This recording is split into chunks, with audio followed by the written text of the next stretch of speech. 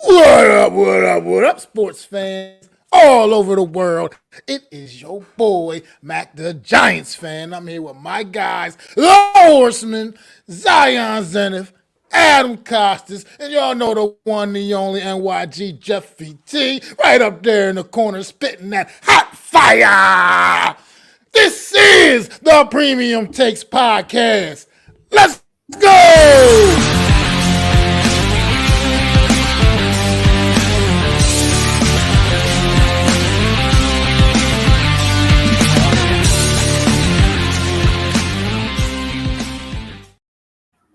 Yo. Well, welcome back, guys, to another Friday night.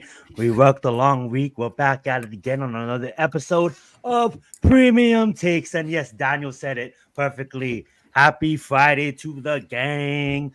As we got the Knicks going against the Pacers right now, leading by about 10. What's up? No Mets, no Jets. I know you see Brunson in the thumbnail. I know you're pretty excited about that. But yeah, without further ado, guys, you know me. I'm Zion Zenith, like Max said. He's Mac the Giants fan. That's Adam Costas, and we're gonna get into it today.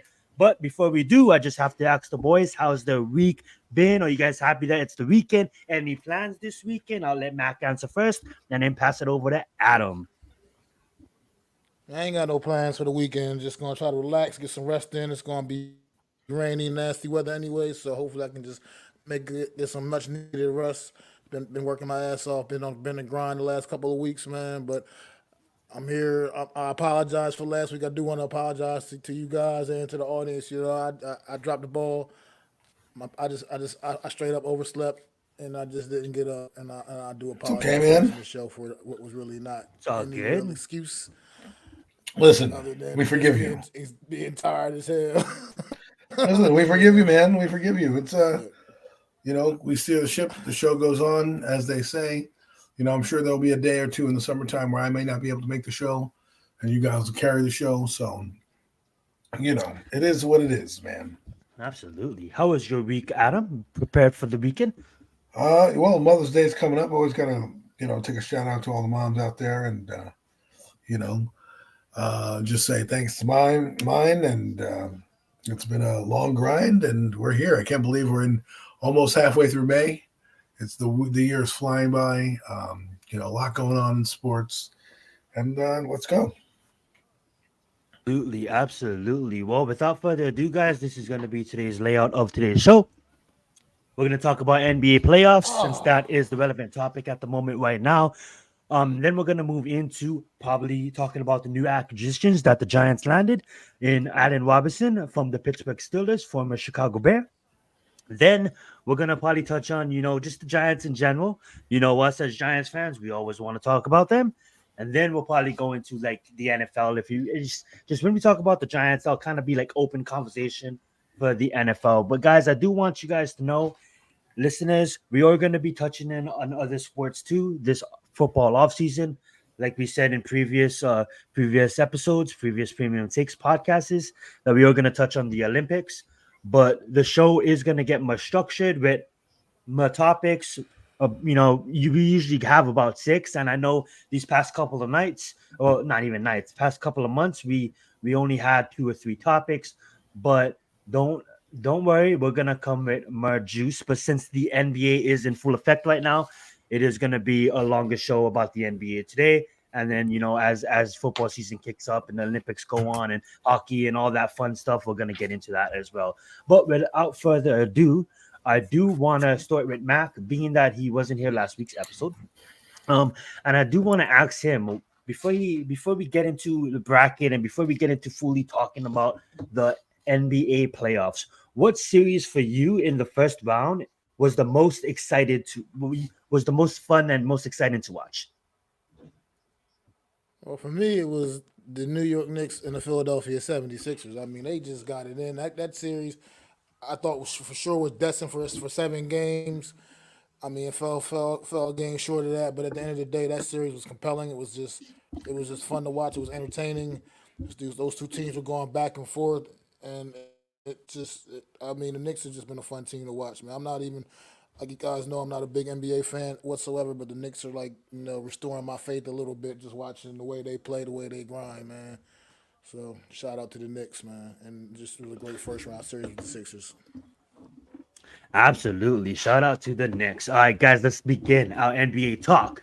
We got the Thunder going against the Mavericks, the Timberwolves going against the Nuggets, the Celtics going against the Cavaliers, and the Pacers going against the Knicks. And I say we just start off and go backwards, being that the Knicks are playing the Pacers right now. The Knicks are leading the series with a 2-0 lead, and they're looking pretty comfortable. When you think about the Pacers, the first body that comes to mind is Tyrese Hallenberger. But honestly, guys, I have to say the Pacers tonight has honestly, for what I've seen, has been playing a little bit better than what they have played and what they put out against the Knicks in the past. Pascal Siakam hasn't really been the best number two, the best scorer player that he once was this season. He kind of took a step back, and I think that really hurts the team. Now you do have Miles Turner that is, playing a bigger role, but at the end of the day, what the Indiana Pacers envisioned with Tyrese and Pascal Siakam on the floor at the same time is not what, for me, what I really seen. Like, I get it, they're in the playoffs, I can't knock them too much, but I really think this series is really going to come down to role players. I want to see Aaron Neesmith. I want to see Andrew Nemhort. I want to see Obi Toppin off the bench like he did in the series against the Bucks. I want to see these guys actually go and have big games because I honestly think that's the only way that you're gonna beat the Knicks. If it was up to me, I have the Knicks winning in 5, winning in 6. Maybe the Pacers can steal a game here or there, but with Siakam playing the way he has been playing, not really showing up. Like, I get it, he's in the game tonight, guys, but he's not really showing up. And then Obi Toppin off the bench, he's kind of a come and go. TJ McConnell off the bench is kind of, you get him and then you don't, you get him and then you don't. Inconsistency is what's been hurting the Pacers. And then you have the Knicks on the other side that just been playing long minutes, the damn full game since like the All-Star breakup, before, ever since Randall went out, basically. And yes, the Knicks have to overcome a lot of injuries, but they're tough. And to be honest, guys, they're reminding me a lot of my team because we play tough. And Bronson reminds me a lot like Jimmy Butler. The way this guy been performing in the playoffs is absolutely amazing. You said it perfectly. They're way too physical for the Pacers. Pacers are playing no defense, but don't want to hog the mic. I do want to open up the floor to you guys, and I am going to start with Mac again, being that he missed last week's episode. I want to get his thoughts on a lot of things, and then we're going to pass it to Adam and his bomb takes always. Go right ahead, Mac.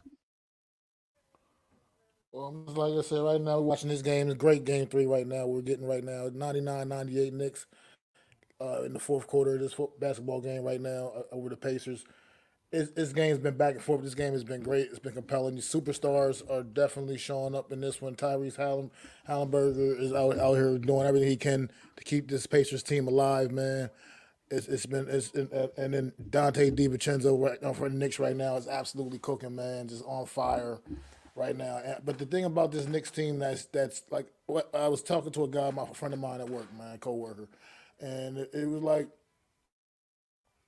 he's not a big believer in the Knicks. He thinks they're playing too many minutes and it's just not going. They're not going to be able to hold up. And it kind of seems like they could be potentially wearing down Kind of Jalen what I feel Brunson, as as well. you know, right now playing through this game a little bit hobbled. But at the end of the day, here's what I'm looking at when I see this New York Knicks team. There's just no team that's going to outwork them. No one's going to out hustle them.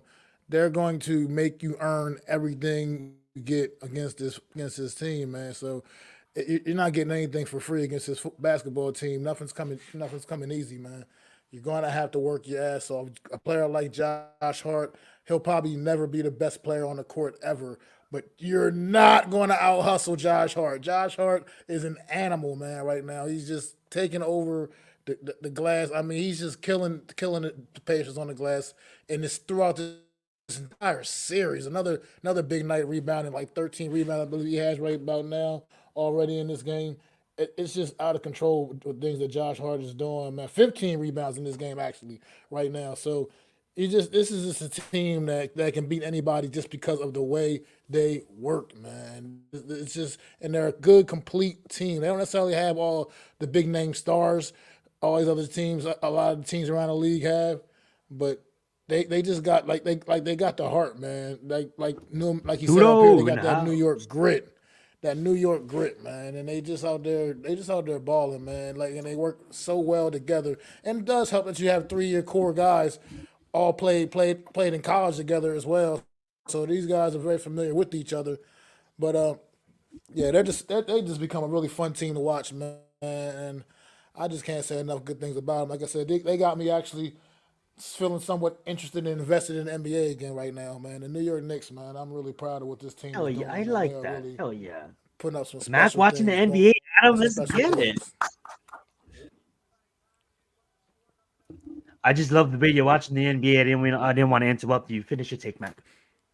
Oh no, I mean that's about all I got, man. I just like this team right here. Like I said, this is a workhorse team, man. Like I said, they work very hard, and a team like this is scary about it is that just you're not going to out hustle them. So you got to just everything else has to work for you when you're playing against this basketball team right now, because you're not outworking them. That's not going to happen. It's just not. They're going to continue to work hard. They're going to continue to grind. Josh Hart literally just sat down in this game for a few minutes for the first time in like 3 games, where this man has played every single minute of the game, man. And Brunson ain't that far behind DiVincenzo the same way. These guys are grind. These guys are putting out 46-minute efforts, man, a night, and it's amazing, man. I love it. Alrighty, Adam, go right ahead. And then after this, I want you to get into our next game, which will be the Cavaliers, I believe we were talking about next. But let's talk about the Knicks Pacers, Adam. Fantastic series, old school feel. It's bringing you back to the rivalry of Reggie Miller and those Knick teams because of the pressure that's on. What I will say is this: the defense of the Knicks has really been the key factor for them going forward. In game one, there was a moment in time where the Pacers had come back and started to take the lead and were going band for band or bucket for bucket with this team.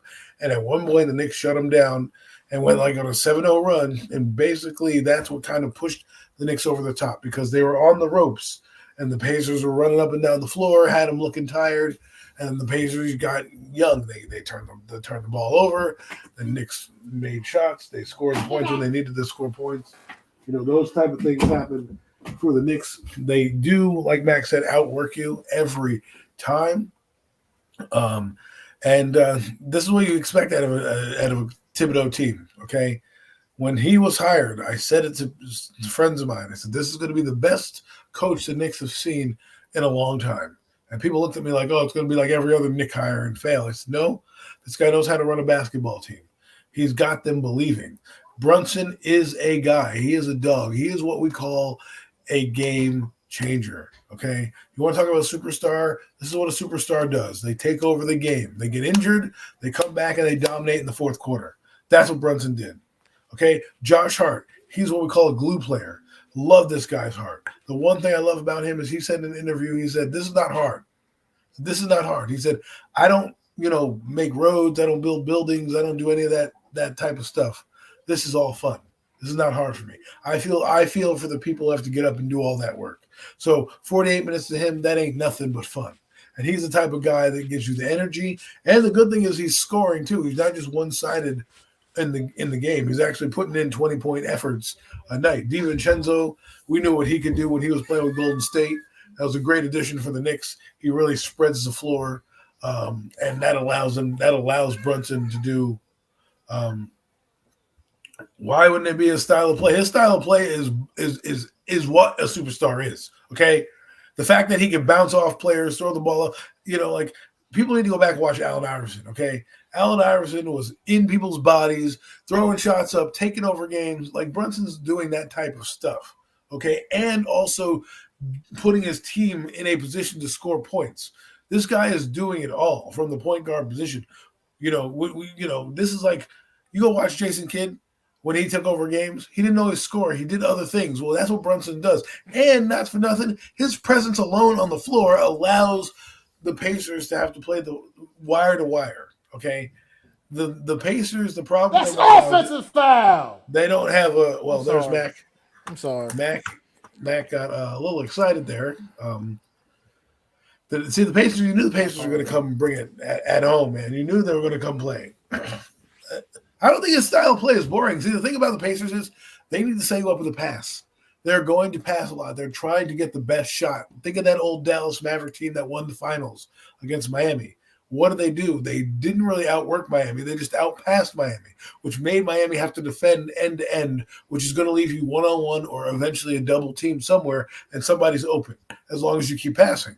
But when they get out of that element, and the Knicks have done a great job in the series of kind of getting the Pacers out of their game, where they're playing full press defense the entire way, so making these Pacer team work for every shot and every point. And like you said, Siakam, he's brought in here, but what he lacks, the problem with Siakam is if he's not giving you defensive rebounds or block shots, he has to be giving you offensive minutes and offensive points. He's doing neither. So right now you have a guy right now who's in a slumping at the wrong time, which they brought him in. The whole announcers were like, hey, they brought him in for the championship experience. And the guy's missing free throws down the stretch in crucial moments of the game. And to me, I think what Rick Carlisle needs to do is play McCollum 48 minutes because he is giving Brunson a really hard time up and down the floor defensively. Yes, you give up the scoring with the other kid that they have behind him. But if I were Carlisle, my coaching would be, listen, I'm putting the starter on the bench just for the series, not saying this is a demotion. It's just you're better off right now coming off the bench and giving us scoring minutes than being a starter with this guy's on the floor. Then when McCullough comes off, who he can also dish it and hit a couple shots here and there, now you can bring that guy in. You can rotate. There's so many things that you can do if they start to really get coaching. This is where I love playoff basketball because the great ones know how to use their bench, know how to manipulate their roster. Dallas had it when they had Jason Terry, right? And they also had who was their point guard at the time? I forget who the point guard was with them, but they would run up and down the floor together. I don't know. They used to have the Jet and Jason Kidd playing together at the same time, and they won. So they have a guy who can pass and then a guy who can hit threes, right? And then you could put, Kidd at the 2 and Jet at the 1. You had so many things you could do, and I think McCullough gives them the energy they need. And defensively, this is what you need to play against the Knicks: is defensive rebounding, guys that are going to disrupt other players' shots, being pesky. What is a good defender in football, right? A good defensive back is a guy that doesn't always necessarily get interceptions, but he's on you like glue. He's knocking the passes away. He's making it more difficult for the quarterback to make that pass. Well, that's what McCullough does. Now, I know a lot of people think, sometimes you just got to go with a hot hand and say, listen, this is our lineup. The guy, I forget who the guy is with the dreads that's playing as their center. He's a good player. He's a rim protector. What happens is you lose scoring with him, so you've got to figure out a different way. So it really is a decent chess match. Tibbs has done a great job with the Knicks. Hopefully, they don't get burnt out. But like I told you, look at Boston right now. They choke artists. That's what they do. Boston doesn't have the grit that the New York Knicks have. And if the Knicks play the way that they play tonight, they're going to be going to the NBA Finals again, because I just don't think anybody in the East is going to play like that. Now, when they get to the Western Conference, that'll be a different story. They're notorious for running up and down the floor. And a lot of these young guys are playing, they're young. They're, like you meet OKC. Let's say OKC sweeps, right? Let's say they absolutely wipe the floor with their team, right? They run up and down the floor. That's one of the things that they do. They're young. They have springs. That's what they do. They take shots. They'll pull up and shoot. The Knicks are a defensive team. They try to grind you out, make you inch your way down the basketball court. And that takes a toll on you if you get run out the building. So it's something to think about as they go forward, but I really do believe if they get through the Pacers, they're going to the NBA Finals. Well said, well said. Alrighty. I'm going to have to disagree with that statement. Now, a lot of Knicks fans, like I said, we lost a lot of our community. You should have seen last week. I started talking bad about the Knicks fans, and 75% of people left. I will say this: I think Max Friend is what I feel the same way. I mean, like they've been playing long minutes since the All-Star break. I mean, like Boston is not a fully healthy team right now, and I know a lot of teams aren't. But what I will say is, we sneaked the game against Boston, and it looks like the Cavaliers sneaked the game against Boston too. Boston is going to come back and fix this mistake. And one thing that I'm worried about with the Knicks is exactly what Max Friend said. Losing a stream when it really counts. You have Brunson, right? Brunson needs to play damn near perfect against a team like Boston. If you look at the Cavaliers, who does the Cavaliers have on roster? You go down the list, the name after name after name after name, right? Even someone like Max Strus, who comes in from Miami and can put down threes in crucial moments. You know what I'm saying? You got Jared Allen, a nice center. You got Darius Gordon and Mobley that performs at high levels at times. And you got the All-Star and Donovan Mitchell to round it up. You know what I'm saying? So they have a team. They have a team. But if you really think about Boston, the scary thing about Boston is the 3-point game. Now the Knicks, I'm not saying they can't have the 3-point game because they clearly have the 3-point game. But what I mean by that, it's like the reminder of like the Warriors when they start shooting threes. It's like that kind of game. You know, there's just different levels, and they don't play long minutes. They do not play long minutes. I mean, like Jason Tatum takes quarters off. You know what I'm saying? And they're still winning games. So that's the thing. Imagine if it comes down to a crucial moment where they better win tomorrow. They better win tomorrow. They better win tomorrow. Where Boston has to really play its lights out. I see the New York Knicks getting drained in those moments because of the fact that they are taking it to they're going to take it to the wire. I think I disagree there. I disagree. And the reason I disagree is because the Celtics predominantly need to have Tatum and Brown play well together in order for them to win, right? That's what they need. If one of them plays off or slightly off or doesn't have a 20, 25-point game together and they're not scoring 50, they're out. I mean, look at what happened last time. I don't think so, because if you look at Kristoff will probably be back before the Knicks. Before the Knicks are back. You're just overlooking the C's right now. And I mean the Cavs right now. What I'm saying is, this is Boston every year. We talk about how good they are. They go up against this team. If they're so good, they should be doing what the Knicks are doing right now, okay? They should be up 2-0 because that's what you do when you're the better team. You don't let teams hang around. That's why I'm saying it's crucial for Boston to win Game 3. Absolutely. We're gonna get into this game right now. But what I will say in that is Boston this season has been getting swept at times. They have that one game where they just, they win in regular season, and they have that one game where people's like, how did you let that team beat you? What I'm saying in that is, I want to ask the question to Nomits and to Adam. How does the Knicks do playing from behind? Because they're going to be playing from behind in mostly every game. Unless you get really hot like the Cavaliers did, like the Miami Heat did that one game, like the Cavaliers did in Game 2. They get really hot, they get a lead, and they keep on going. Because if Boston has the lead, they ain't giving it up, like especially in this playoffs. But before even we talk about that, let's get back to Boston versus Cavaliers. And I'm gonna let Mac be. I'm sorry, I'm gonna let Adam begin on this one. The Knicks are 5-0. In this playoffs, during these playoffs, when they're trailing at halftime. They were trailing at halftime tonight. They were trailing at halftime in Game 2. I guess he just answered your question. Thank you for answering that question. This team has the fight, man. You said it right there. This team has the fight. They're gonna give it the fight, but I truly believe they're gonna lose energy going against a team like Boston. But go right ahead, Adam. Boston doesn't allow them to lose energy because they're not physical.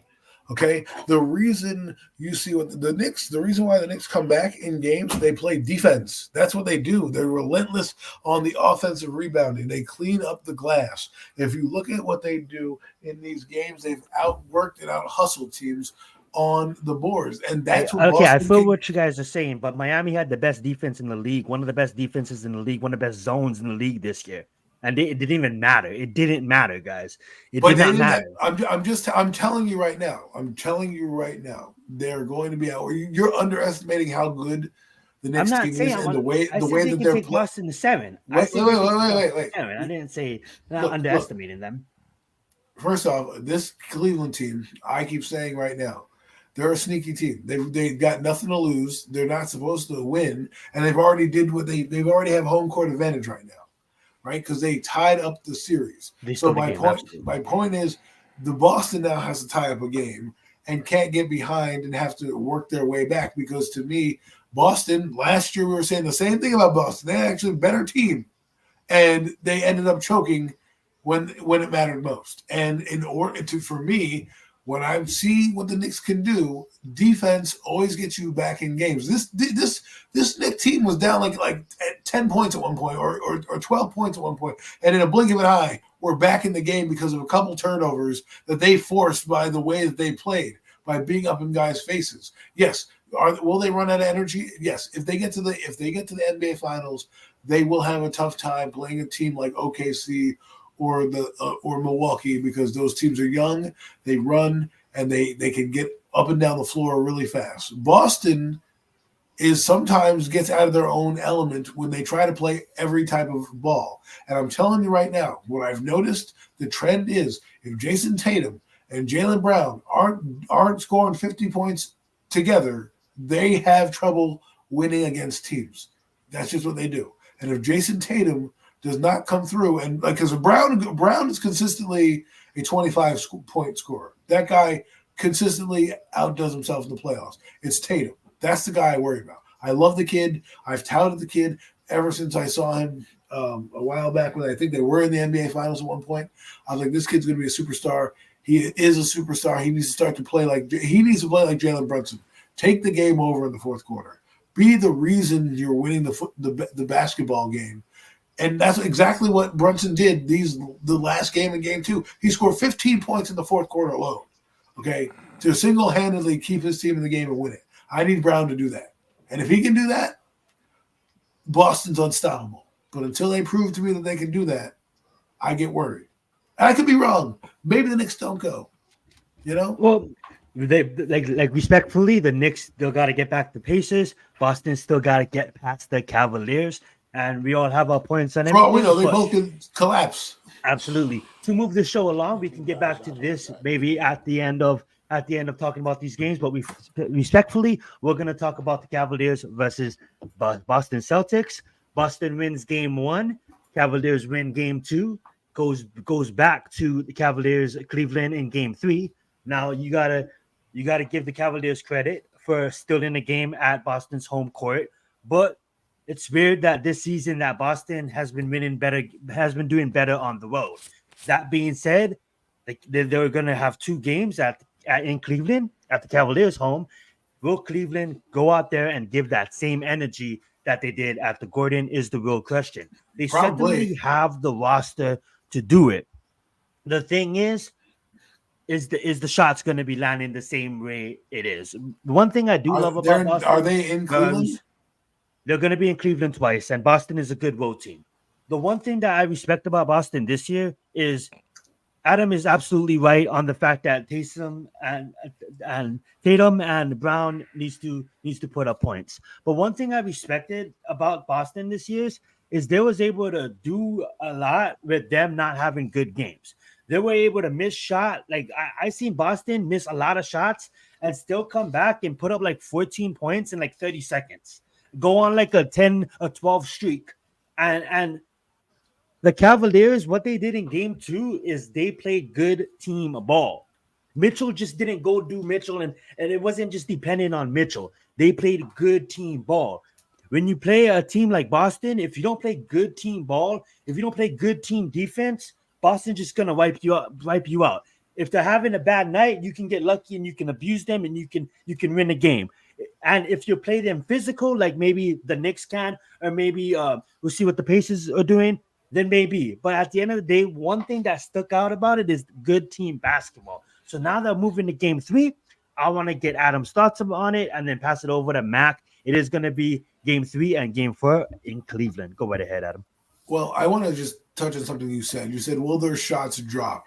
I think they will, because a lot of the role players, even the announcer said it last night for the Pacers, or the other night for the Pacers, the shots will drop for them at home. Well, if you look at what's happening in the Pacer game right now, A lot of the Euro players have scored points. That's why they're in these games. So why I worry for the Boston team is if they have a slight, yes, they play well on the road, but the Cavaliers are at home. That's when your role players play good. They don't have to do anything. You're going to see guys in this game that probably haven't had good games. The first 2 games have better games. That's just how they do it in the NBA.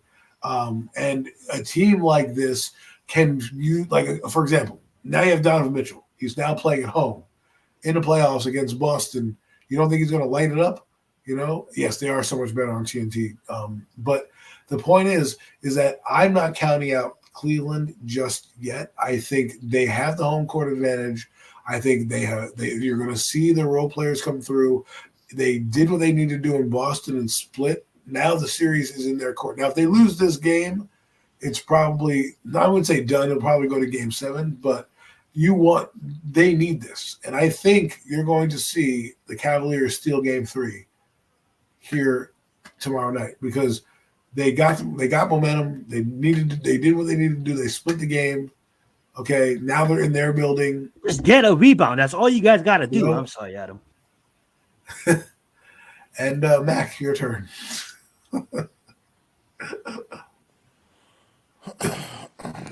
Did you guys just see that? It was like 3 rebounds that they couldn't care. Did they just take 3 points off the board for the Knicks? I'm on delay, by the way, so my game is probably you guys probably 10 seconds faster than what I'm seeing. But 106, 103, 50 seconds ago. Right, I'm at 55 right now. 106, 103 Pacers. But, thank you for that. You're about to be definitely. No, definitely. It's going to change. It's definitely changing. You guys are the second seed for a reason, and I don't want anybody to make my point for Boston to get don't take that. This is what you want a New York team to be. This is what a New York team to be. Number 2 for a reason, absolutely. Go right ahead, Mac. What's your thoughts on Cleveland and Cavaliers? Oh, sorry. What's your thoughts on Cleveland and Boston? My bad. It's the same team. Look.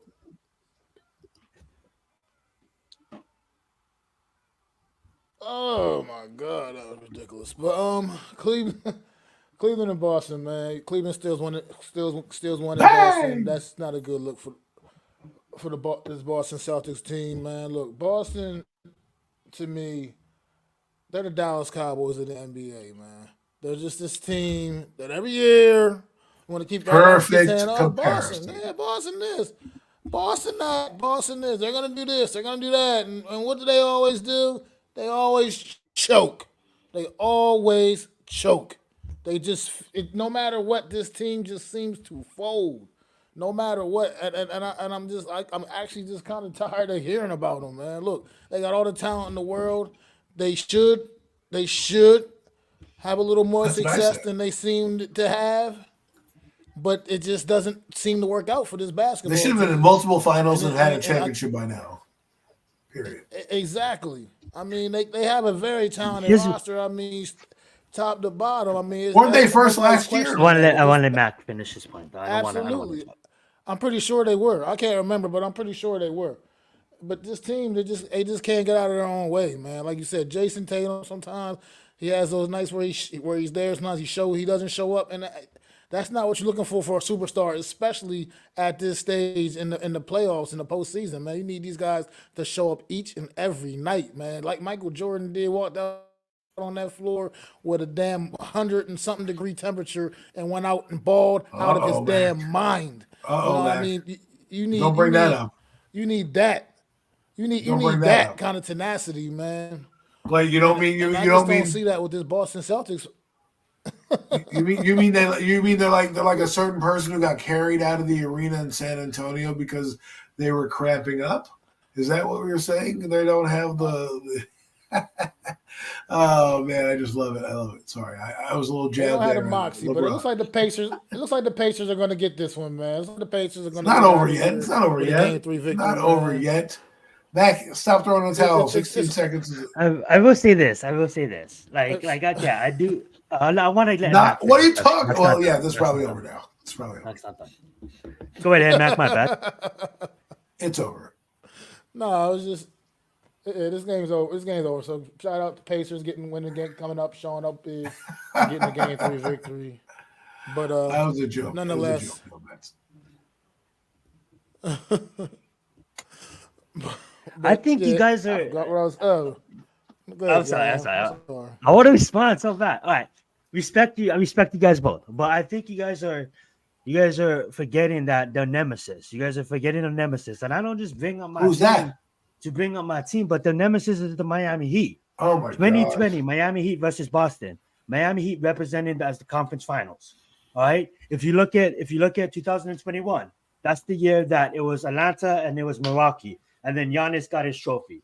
If you look at 2022, Boston versus Miami Heat, obviously we couldn't get it done. Jimmy Butler misses that 3, could have gone in for that 2, doesn't even matter. He was Super Saiyan mode, don't even blame him. Boston goes to the finals. So that's 1 year. And then last year, us, Miami Heat. So Miami Heat and Boston, Miami Heat wins last year, and I just read the rest. So it goes Miami Heat, Bucks, Boston Celtics, Miami Heat. The thing is, we, Miami Heat, are the team that Boston is just the rivalry bet when it comes to the playoffs over the past couple of seasons, because truly it should always be Milwaukee. But Giannis gets injured in playoff time every effing year. That being said, Boston this year, if you look at over the past couple of years, we Boston this year has one of the best records, and they're actually proving it. So with the additions, they bought their team this year, and they proved it getting 65 wins, and they proved it in the playoffs. And I don't care what anybody says, with Butler being out, with Rozier being out, we played tough. We played damn near tough, and it didn't matter, bro. It didn't even matter, bro. We took the 76ers down to the wire. Jimmy Butler gets hurt. All right, we're talking about the Boston lose that Celtics. game. I get it. No. Let me land the plane. It's all gonna come back around. The Knicks is a good team, but they played a Sixers team with Harris not showing up, with Maxey really have to carry, with an injured Embiid. Now they're playing a Pacers team with Aaron that doesn't show up sometime, name court that shows up when he wants to. Come on, guys. Like, I'm not saying you guys, but I'm just, the way I see it is they don't really have a horde out yet. So when they have a really tough out, whether it be the Cavaliers roster or whether it be Boston Celtics roster, that's where I'm judging them. And I see them, they can take it to 7 against the Cavaliers. They can take it to 7 against the Boston Celtics, but nobody wanted to play the Miami Heat. You know what I'm saying? And Boston's buried us. You know what I'm saying? Cavaliers, nobody really wants to play the Cavaliers. Look at them, 95-120. Look at that 2 games. You can't, like Adam said, it really comes down to game 3, but it doesn't matter because the Miami Heat swept Boston by 20. They still didn't even matter. The next game, it didn't even matter. The shot was off. What I'm trying to say is, we'll let move me ask on. you a question. Yes, sir. Let me ask you a question. What was Boston's home record? Were they a dominant team at home? Were they a dominant team? The road team this year. They're a road team, right? Yes. So right now you have a team that is at home, feeling themselves, beating a team in Boston, doing what they had to do. Boston doesn't play well at home, so all they have to do is win their games, hold serve, win a game in Boston, which they've already done, and you win the series. Series is in the Cavaliers' hands. My point is this: you talk all this, they beat this, Miami this, I don't care because they've done this year in and year out for the past 4 years. They didn't buy their team last year. They bought their team this year. And so this year they bought their team, and it's showing in the playoffs. The Knicks are going right down to the wire against less competition. We're talking about the Knicks. The Pacers aren't as bad. Hey, look, let's talk about. Not talking about Miami Heat. The Knicks, the Cavaliers, they blew look at the them Knicks out right here tonight. The Knicks are a team right now. They play like a 7-8 man rotation every night. Yes. These guys these guys are playing 44 pretty much the whole damn game as far as their core players. The whole damn game. Let's talk about something we haven't even talked about tonight. Let's talk about something we haven't talked about at all and throughout the whole entire Knicks conversation. Because we've had Jalen Brunson, who's been hobbled throughout this whole game. It was a game time decision. We weren't even sure if he was going to play. Right, and then let's talk about the other big elephant in the room. OG Abbott, or whatever the hell his last name is. He didn't even fucking play. He didn't even play. And he is an absolute key component to what they do, especially offensively. And he didn't even play at all. And it took everything the Pacers had to still squeak out this win tonight in game 3 with a Pacers are not hobble the Jalen Brunson, Cavaliers. with no OG. No one's going to outwork what this record? New York Knicks team. No one record is the is. Pacers? It's not going to happen. And it doesn't matter the Cleveland Cavaliers, the Boston Celtics. No one's going to outwork this basketball team. I'm just saying, It's just not going to happen. What seed is the Pacers? 6. They're the 6th seed. And what Yes, seed is, it's Tyrese, guys. It's Tyrese, and let's see if they show up tonight. That's what I'm trying to tell you guys. But game one, they had game 1, and they blew it because of the Knicks defense. The Knicks are going to be. I have the Knicks beating the Pacers, guys, because what I'm saying is that the Pacers this year, it's Tyrese, and you guys going to show up. All right, you show up, we got a game. You guys don't show up, we got a game. That's the Cavaliers got a roster. Boston got a roster. The 76ers is damn near injured. Embiid just came off the couch, like sitting fucking months. So what? Why is that a thing? Why is that a thing? Is because the long minutes. So when there's a game where Josh Hart and OG and the bench can't deliver, Brunson can't do it by himself. Because when Boston's bench comes down and lays up threes, the Knicks better play damn near perfect to beat teams like Boston. But you got to understand, you hit threes because defenses leave you open. This team on the Knicks plays good defense. They don't allow you to get into your element. This Pacer team likes to run the floor. And in the first 2 games, the Pacers, when they would get their momentum, their defense of the Knicks would lock them down. I'm not saying Boston can't do it. And you're fighting for Boston for whatever reason, because I guess you don't like the Knicks. But the point that I'm trying to make is... Whoa. Well, I'm just saying, we're talking about Boston and the Celtics and the Cavaliers. Hold up. And you're like, they're not going to be able to beat the Celtics. Everybody is just like so high on this fucking fantasy that the Knicks is just rolling through everybody. And what I'm trying to say is... You're not from the New York area. Hear me out. I said... to my homie last night on the phone, I see Boston and Knicks. I see it going to game 7. That's not me disrespecting the Knicks right there. But what I'm trying to say is when it really comes down to the wire, Boston has to get through Cavaliers. Knicks got to get through the Pacers. But all I'm trying to say is when everybody is like easily dismissing like the Knicks can just roll over Boston, it's like, hold up, guys. That's why I'm defending Boston, because you guys are talking like the Knicks play. We said Boston Celtics will choke. That's different than getting steamrolled. Okay, when you choke, it means you're not performing to your level. That's what Boston has done. In the finals, where were they in the finals? They choked in the finals. That's not the same team. That's what I'm trying to say. Dude, you have the same 2 core guys. I want to see the Knicks core guys. That's what I'm trying to say. You have the same 2 core guys on this team. Okay, what happens when Brunson has a bad game? That's what I'm saying. When they go against take Boston out of it. The Cavaliers versus the Knicks. Averaging 40 points a game. What happens when? Oh my God! He didn't have a great game tonight. I don't believe the 76ers had a good roster. What I'm trying to say is, I see the Cavaliers having a way better. Have a good roster. Not really. The Knicks the Knicks are a bomb team. He's saying the Knicks are going to be worn out and they don't have the depth to hang with teams like Boston and the Cleveland Cavaliers because they have a deeper bench. And what I'm saying is the way that the Knicks play basketball is going to wear these guys out where they cannot keep doing it and keep jumping. The thing is, if you watch, I'm telling you, the Pacer game is exactly the game that we're talking about. Pacers like to run up and down the floor. They like to pass the ball. They like to get to the best, most ideal shot. And the Knicks in game 1, specifically, when the Pacers had come back and are storming to take the game over, somehow the Knicks get their hands up in the right place. They play defense. They don't give Aaron Neesmith, a name for it. That's known household names, right? That's known household names out there, Gordon, right? That's what I'm saying, but you like whatever. We can just move on. I just don't believe that the Pacers have a strong enough roster for the Knicks. They're the number 2 seed. They're gonna blow right through the Pacers and then actually deal with a real component like a Cleveland Cavaliers. Okay, like a fine. Celtics. Okay, then here's how it goes down. Let's pray. Let's pray that both the Knicks and Boston go down, so then this can play out in real time. It will happen. That's why I want to see. Let's see it play out in real time. It'll be Boston versus Knicks. That's what's gonna happen. And I say they'll go to the finals because I don't think I don't believe Boston is capable of playing a team like the Knicks in their bully ball, the way they do things. Absolutely, and that's fair enough. And you have your opinion, and that's why we love premium takes. But let's on it back and let's get back to the Thunder versus the Mavericks. And I'm gonna let Max start this one off.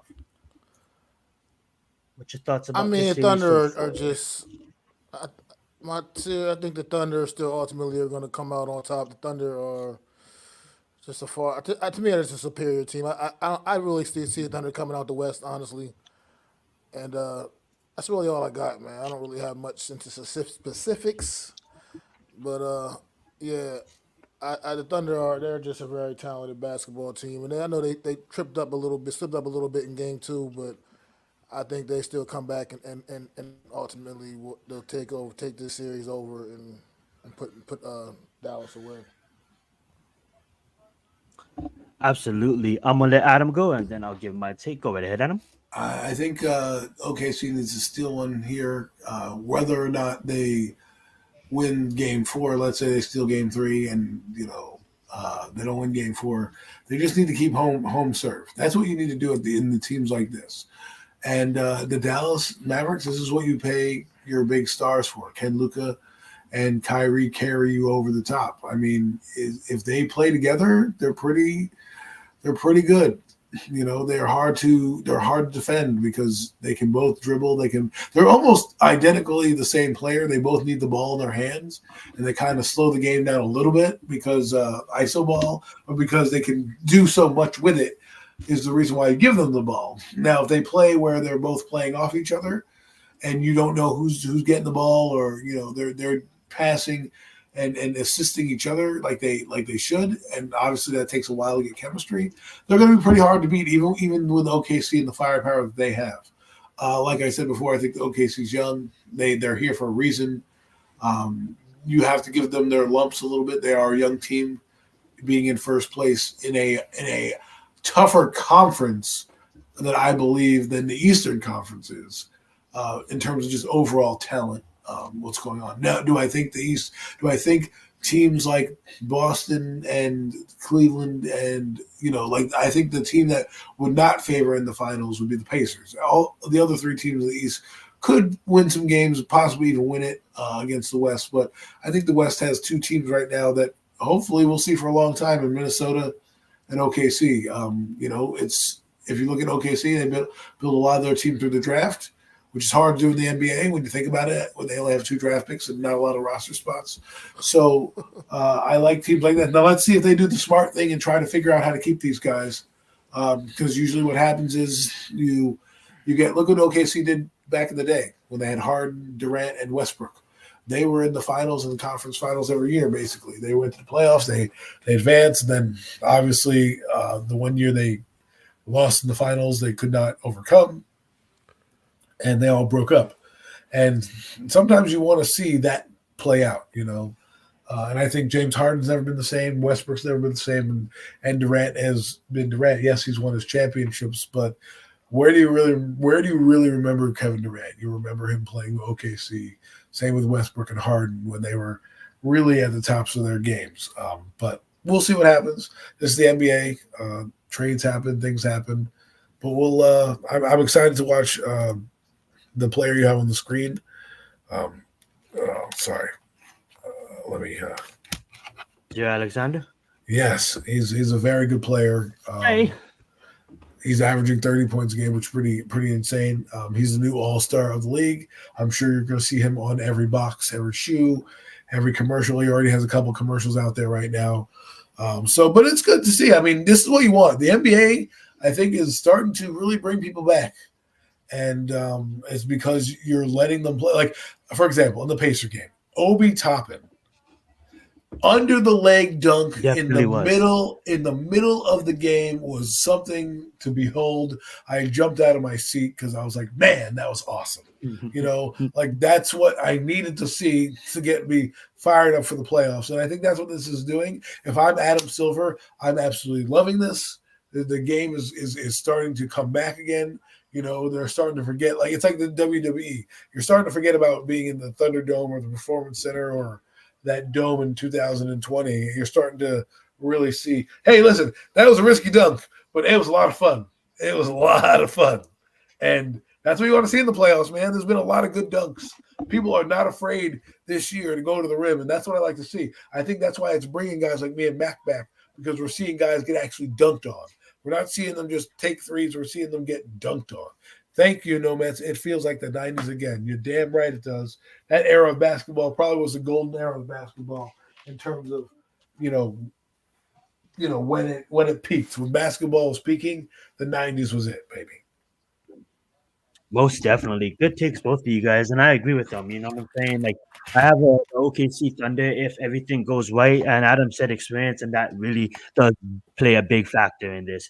I have them beating out the Mavericks and whoever it be, and then making it to the finals, because this team is just built right. They play right, and it all goes through Shea and the chat and just everybody they have on their team, man. They're just a good functioning basketball team.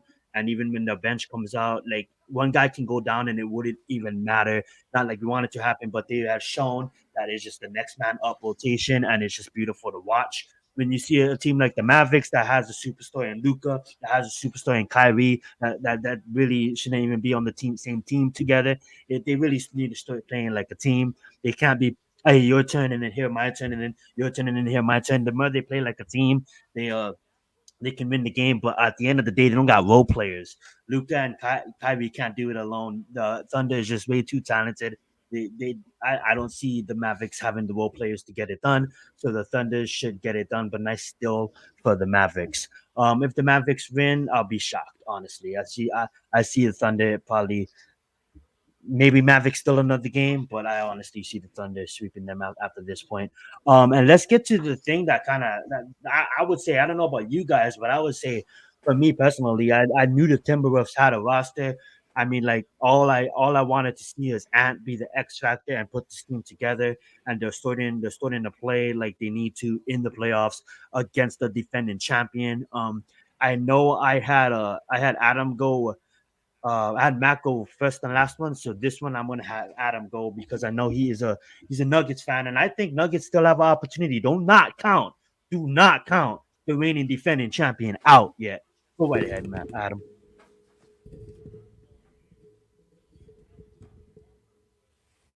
Alrighty, go right ahead, Mac. I don't think he's here. I mean, it's a little bit shocking. I mean, to see Denver come out and drop the first two games at home the way they did, man. But like you said, you can't count this team out. The Joker, man, led by the Joker, man. You know that guy's triple double waiting to happen pretty much any night of the week. But this is something about this Minnesota team, man. They're just dogs, man. And they're out there doing some really big things, man. Anthony, damn, what the hell is that kid's name again? Anthony Edwards, Carl Anthony Towns. Anthony Cole Edwards. Anthony Yeah, Towns, Anthony Edwards. That Anthony that Edwards kid, and man, Towns. Yeah, is. I mean, he's just him and oh man, with things he's been doing these first couple of games, Ant it's been Man. really Yeah, he's special, he's him, man. bro. He definitely is, man. So I mean, like you said, I don't want to count the Denver Nuggets out, but they dug themselves into a deep hole. And I mean, this even the way this game three is starting out, man. Right now, game three out here in Minnesota, it, they're not really, they're not really, they don't seem to be figuring it out. You know what I mean? They don't seem to be figuring this team out. And what they definitely can't afford to do is go down 3-0. They have to figure out a way to win this basketball game if they're seriously going to get back into this series, man. So, This is it for them. This is it. Nefarious. I think Love it.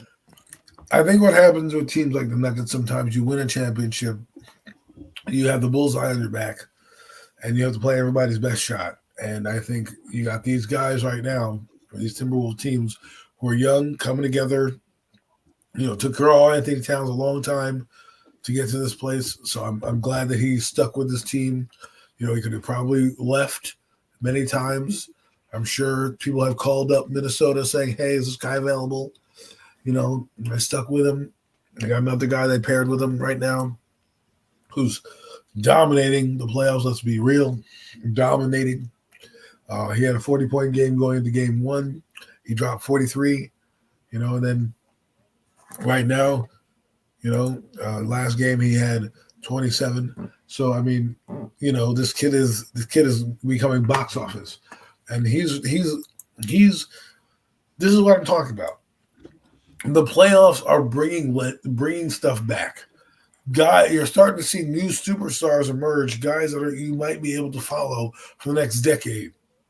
Okay, Anthony Edwards, the guy we just talked about in OKC, right? You got guys over in New York and Brunson who, you know, are starting to hit their prime and their peak. You know what I'm saying? We're starting to see the changing of the guard finally happen, like we're going to see in the NFL soon, with all the quarterbacks that are going to come in to this new era. You're going to start to see guys that are going to come in and start to be the household names throughout the NBA. CJ Stroud is one of those guys, and the Edwards starting to become one of those guys. And let's hope that these guys can sustain it, because a lot of legends were built in the playoffs. Jason Richardson, people forget about that guy. He's not just dunk champion. He was a decent player, and he played a decent game in the Warriors when they won that game in 06 when they were beat the Mavericks and did all this stuff and really kind of got OKC with Monte Ellis back on the map and stuff. So playoffs can do a lot of things for you, and I hope that these young teams can sustain it and get some championships out of it. Dang it, we want to see these guys cash in. Yep, it is changing of the card. Absolutely facts on that. And I will say this, Anthony Edwards, you know, he's been known about, he's super young, but this year he's actually taking it to the next level. And what Adam said, absolutely performing, only 22 years old.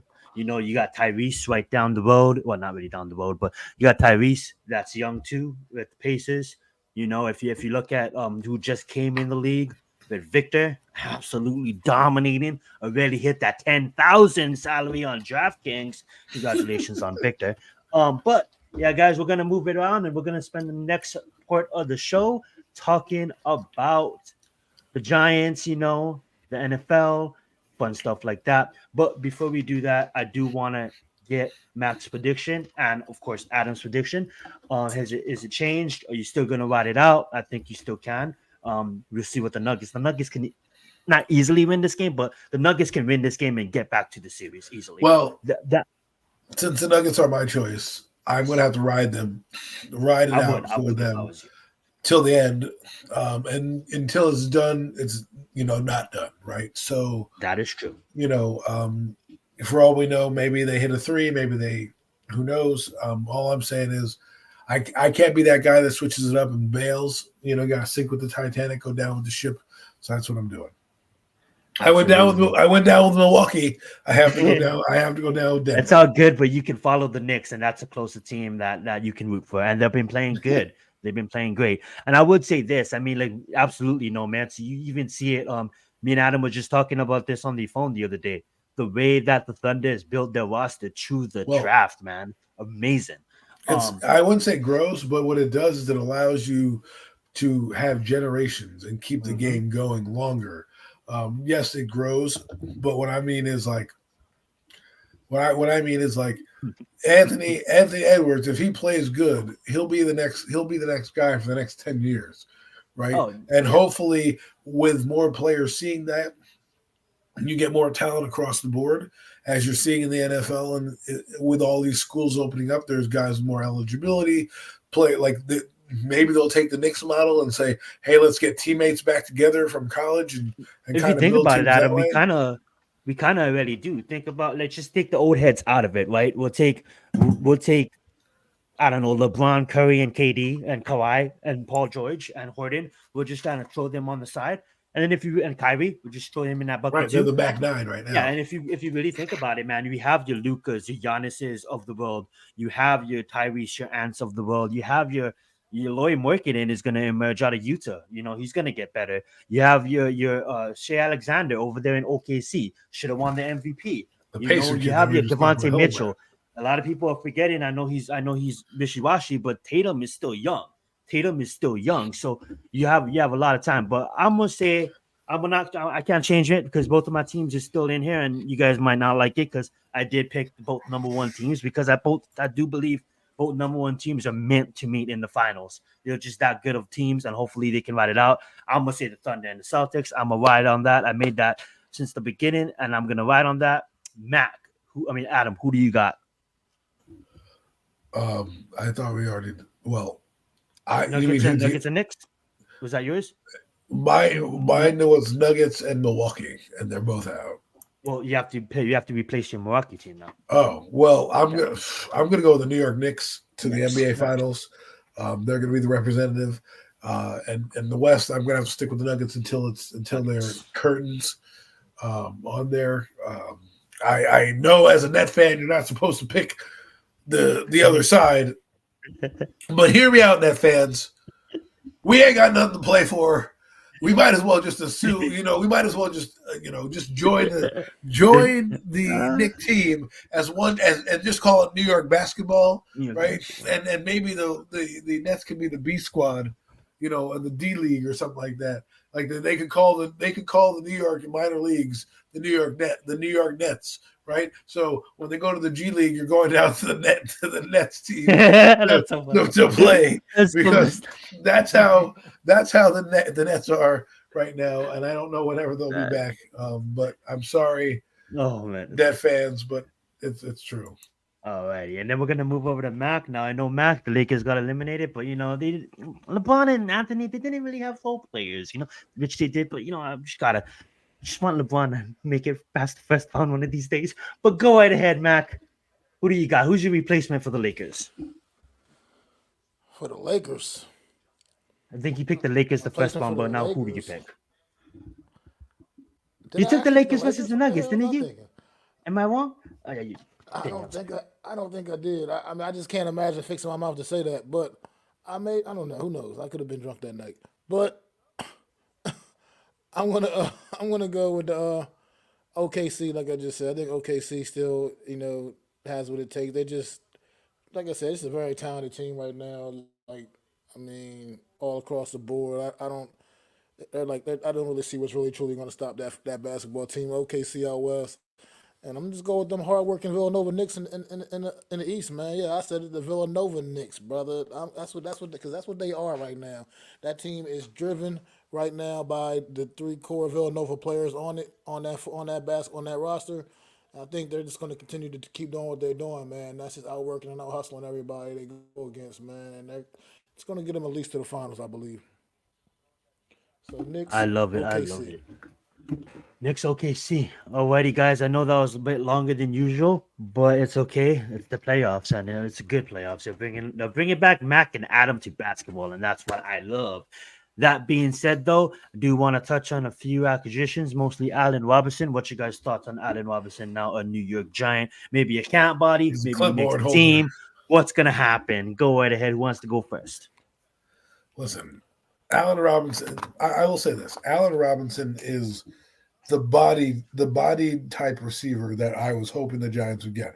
That's why I kind of wanted them to draft Rome Odunze a little bit when they were drafting Neighbors, because he's 6'3", 6'4" type of big body receiver that if you're still trying to develop a quarterback, you're 6. This is the type of guy you would want, is a guy that can go up and get a play and make a play for you. Because Neighbors, I love Neighbors, and think what he's going to do is fantastic. If he blows a tire, he doesn't have any other arsenal in his repertoire to beat you like a physical player like a Allen Robinson would have done in his prime. Now, I'm not saying Allen Robinson's going to do anything besides tie shoes, because or lace up some cleats. It's gonna be the shoe sign. on the side. Exactly. That's what he's going to do. He's going to be there, right? No separation of QB that can't throw the ball. Well, I don't want to talk about the QB. He just makes me sick. But the point is, what I don't get is what I don't get about this move is, and I don't understand. You brought in McKenzie. You drafted a kid, Darius Slayton, who now wants to hold out. Allen Robinson, he's keeping your seat warm because Darius Slayton, that jackass, thinks he's done so much in the league that he can hold out for more money. Kick rocks, homeboy. We can get Allen Robinson in here and get the same fucking shitty production that you gave us. Like, what are we talking about here? The Giants are for the wrong reasons. The last thing I'll say. I'm just going to talk about the receiving core in general because Allen Robinson is not really like, while I'm excited about what could be, he's not really going to be other than it's like remember when we got Herman Moore? I remember Mac remembers this. Mac, remember we got Herman Moore, washed up Herman Moore, and we thought that he was going to be something like, oh man, Herman Moore. Like it wasn't like a Kenny Golladay signing. It was kind of like the Lions moved on and they're like, yeah, we'll sign this guy Herman Moore. He made like a catch in the preseason and everyone's like, woo, and then he didn't make the team. That's what this reminds me of. Like you're going to sign Herman Moore. This is Allen Robinson. He's not really done anything, and I mean he's probably there to mentor, I guess, neighbors who, by the way, already got in trouble for a bet. But go ahead, Mac. If this were 3 years ago, I'd be like excited as hell. I'd be all about this signing. You know what I mean? Like honestly, the year when we brought in Kenny Golladay, Allen Robinson was the guy I wanted the Giants to bring in. That was who I wanted the Giants to go out there and get, was Allen Robinson that year. Now, I'm sorry. This is just okay. Another wide receiver in the room. You're gonna have running around in training camp, and it's not gonna mean much. I think no mess, no nest, no. Just put it perfectly right here in the comments. Allen Robinson to me equals a non-factor for the New York Giants. I mean, I just don't see. I mean, maybe he can bring some experience to the room. You know what I mean? And yeah, he'll definitely bring experience to the room. And maybe he can help mentor some of these young guys. But if people are looking for Allen Robinson to come in here and have some kind of a serious impact, I mean, I'll take you back. Allen, when he went to the Rams, I mean, remember what he did there? Oh, no, I don't either. I don't remember what he did there either. He did not a goddamn thing. What do you think we're getting here? We're not getting. And he had Matthew Stafford. Chicago Bears, Allen Robinson. Yeah, we're not getting Chicago Bears, Allen Robinson. We're not getting the guy that played in Jacksonville. We're getting the guy who should be selling insurance right now. Yeah, that's what we're getting at. I mean, he's not. I just don't know what people are expecting from this signing. Why people even are remotely excited at all about it. I just don't. I don't. Let's talk about expectations because expectations got me in trouble on Twitter this week. Okay, expectations got me in people in their feelings because I put quote unquote expectations on a certain number 6 overall pick. So this is how it went down. Okay. I'm on Twitter in a space. I said, I expect, and this is kind of an overachievement. Malik Neighbors to get 1,500 yards. They're like, oh, what are you talking about? That is crazy. Why would you expect that? That's putting too much pressure on the kid. I said, dude, you drafted that kid 6th overall. He should be a Hall of Fame player in the top 10. Why wouldn't I want to put him at 6? Well, no one's done that. I said, yeah, well, Puka Nacua did it. He was a 6th pick. Oh, well, they had a plan for him. No, if you draft a guy in the top fucking 10 pick, you think that guy's going to have a gold jacket. And yes, do I think 1,500 yards is way too high? I do. That's why I'm putting that on them because I also think the Giants get to the NFC Championship game. That expectation is not reality. The expectation is the NFC Championship game. The expectation is 1,500 yards, right? Let me break it down for you. All right, let me break it down. Close your eyes for a minute. You walk into 7-Eleven. All right? You're trying to buy the lottery ticket for the Mega Millions. You don't expect to lose when you get the lottery ticket. Why would you play? You expect to win the millions of dollars. That's what the fuck you do. You go to the casino. You don't expect to lose money. The reality is you're probably going to lose money. Your expectation is I'm going to fucking take the casino for everything it's worth, right? I'm going to get this scratch off and I'm going to win the Mega Millions and I'm going to buy yachts and boats and hoes and all that other bullshit that they say on TV. That's the great grandiose expectation. Reality is you're probably having to scratch off, throw that shit in the fucking garbage, and being on with your merry way. Just like you go to the casino, you put your money in the slot machine, they take your fucking coins and bang. Right? My point is the reality of it is, and this is what Vegas is saying about Malik Neighbors, is that he's only going to get 850 yards, which I think is about 1,000 yards. That's a realistic expectation. My expectation for the kid in the top 6 should fucking be 1,500 yards.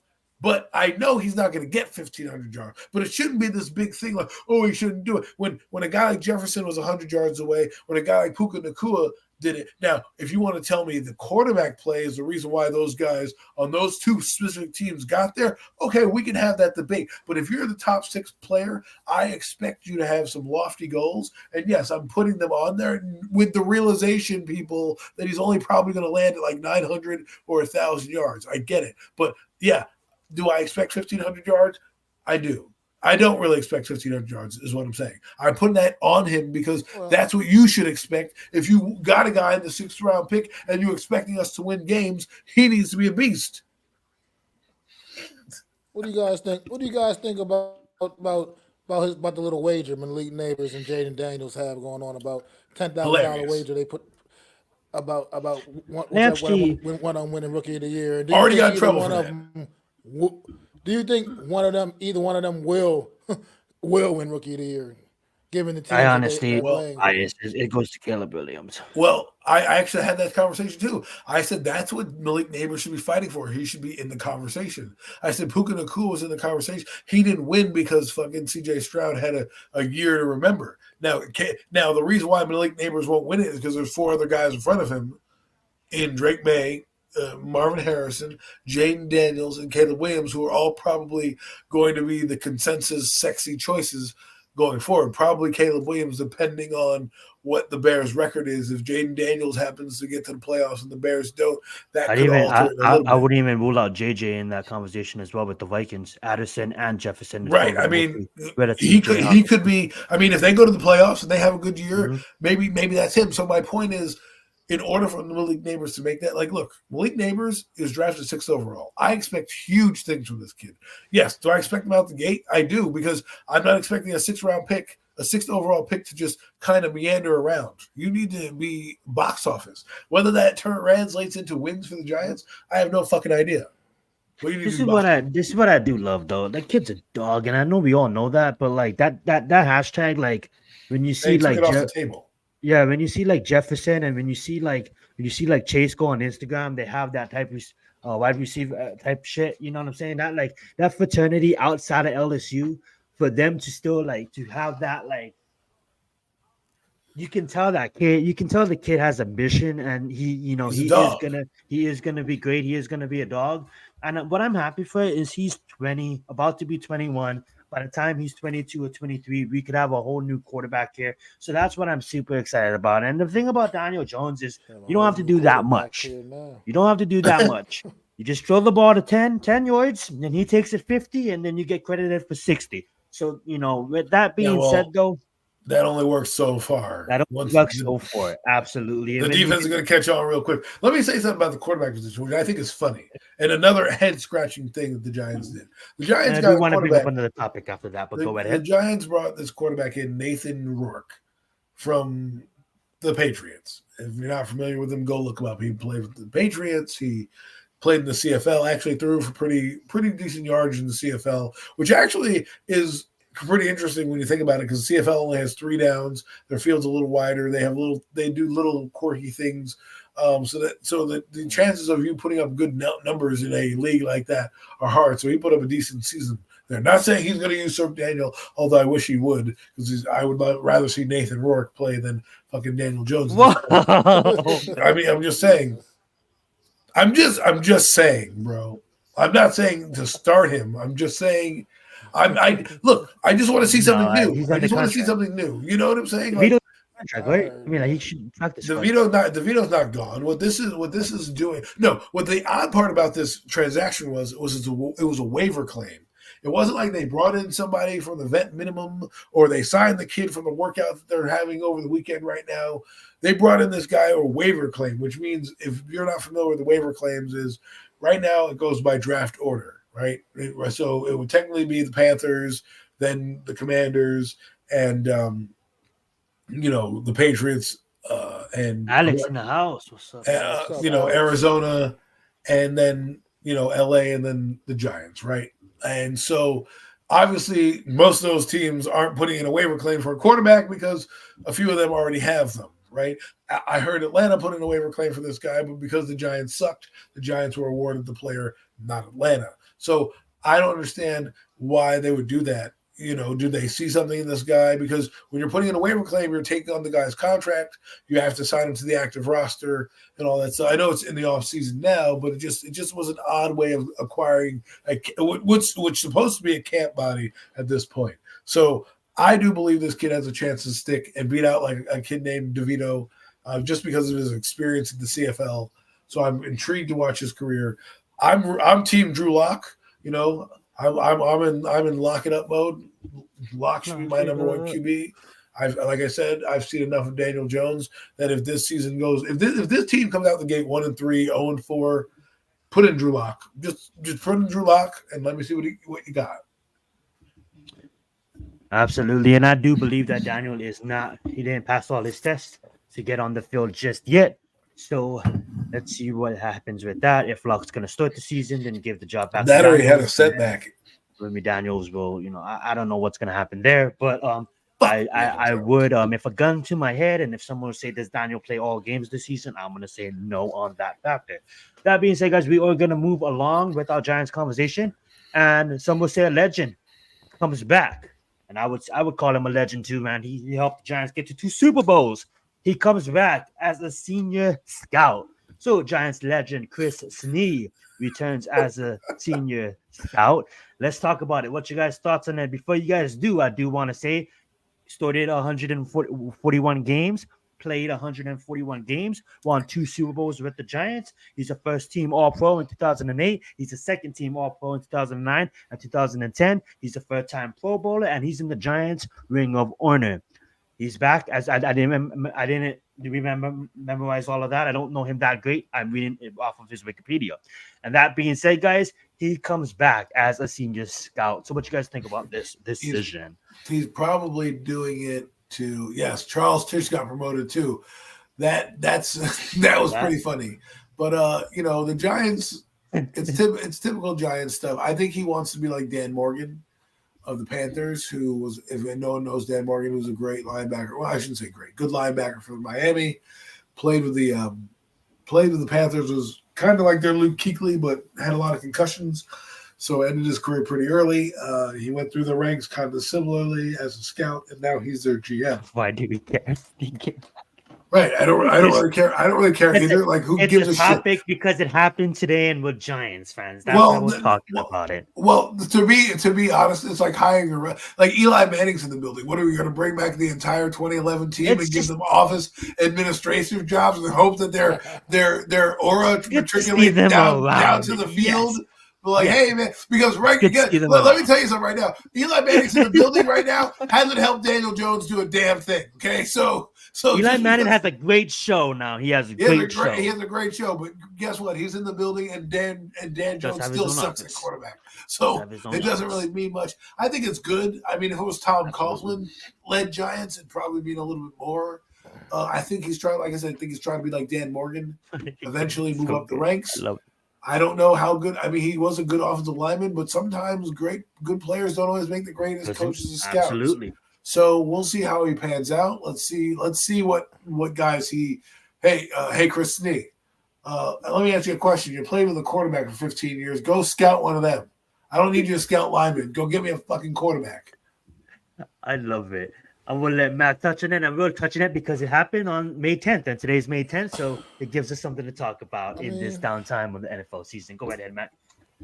Chris Snee, one of my favorite players, all time, and I appreciate what he did his service for the Giants over the years, man. But at the end of the day, like Adam said it best, I mean, you don't know if he can scout talent. We don't know if he can evaluate talent. I mean, Well, I mean, why am I going to be excited about this? I mean, yeah, sure, it's cool to have Chris Nee around. Welcome to the Sure, front he office, buddy. maybe High he can five. pass some knowledge on to the offensive linemen that are Yes, sir. already in the Yes, he building. You That's know, can. really why they hired that him. have been vastly underachieving. You know what I mean? Maybe that is a silver lining in all of this, I that he love it. can maybe be around these guys a little bit, but. Yeah, I don't know. Like I said, it's a wait and see thing type of thing, man. See, I mean, we'll But see if he's good at his yeah, job or if he's not. I love I it. mean, we'll find out. We will definitely I find mean, I don't out. know what he's been doing Definitely. with the last couple of years. At the end of Maybe the he was day, a scout. He was at Boston College yeah, I as mean, an yeah, analyst in 2022 and 2003, and he was a scout for the Jacksonville Jaguars after his career with the Giants in 2019. So since he does have some scouting experience with the Jaguars, which another Tom Coughlin led team down there, he got in the door with his father-in-law who is down in Jacksonville, gets to scout. I mean, look, the scouting is good for the Giants as a nostalgia purpose. Your roster building, but I'm almost sick of the Giants bringing back ex-Giants at this point. I'm Yo, that serious. saying lives, but once a giant, always a giant. That saying lives. Bro. Once trash, it's always trash. They don't bring my trash back when it's trash, right? Like it's time to move on from some things, right? Like you have to, like Phil Simms. Do I want to bring him as a quarterback coach? Like what the fuck, man? Like, oh, let's bring in the fucking Phil Simms. Bring him back as quarterback coach. You know what I'm saying? Like Harry Carson can be middle linebackers. Like not every fucking player, for the Giants needs to work there. You know what I mean? Eli Manning has a show on their thing. Sean O'Hara is on their fucking payroll. Howard Cross is on their fucking payroll. Jonathan Casillas is on their fucking payroll. Carl Banks is on their fucking payroll. Like, dude, Is I Jeff love it. Bagel on that paper? Amani Toomer, fucking Jeff Beagles, Victor fucking Cruz. What are we talking about here? Speaking of, I mean, once a giant, always a giant. You're gonna die a giant. That's why this team never goes fucking forward. Give me a fucking eagle or something. Give me a cowboy or something. Give me something to change it the fuck up. You know what I'm saying? We got fucking Joe Shane. You know who his fucking mentor was? Bill fucking Parcells. Great fucking job, Bill. Way to leave us with this fucking asshole who drafts fucking, who says to me, you got to be fucking patient. You know what? Fuck you, Joe Shane. Fuck you and hiring Chris Nee. Fuck this organization for hiring everybody and their mother that's from the family. Hey, you need a job? Hey, I got one for you. You could be the fucking water boy. Hey, you need a fucking job? We need a new equipment manager. You're fucking hired. Hey, Kay Mara, you're done making movies. Great, we need a fucking cheerleader. Gotta love a family-run business. Get the fuck out of here with this shit. I'm just saying, all the time is the same.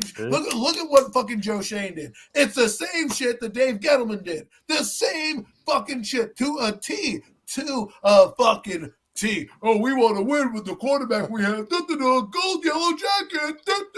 Right? Guess what? We want to win with the quarterback we have. I like our quarterbacks. Draft like neighbors. Here we are. The same fucking shit. And guess what? I'm going to go off on a little tangent right now.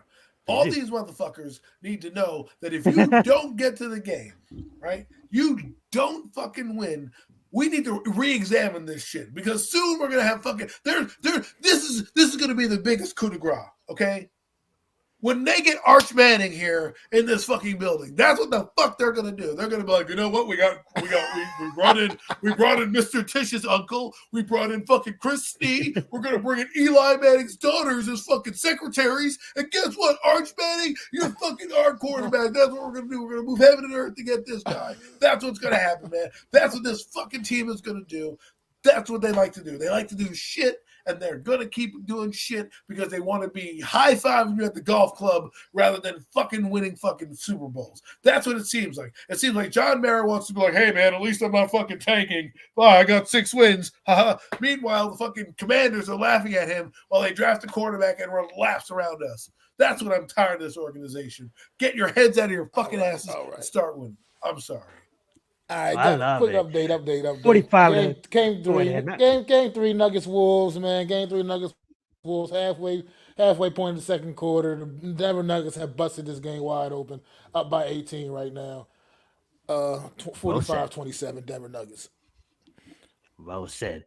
That being said, back to guys, I'm gonna let you guys. I'm gonna open the mic. I'm gonna let you guys talk Giants, whatever categories you guys have to talk about. If you guys want to talk about the NFL, I'm gonna ask you guys a question.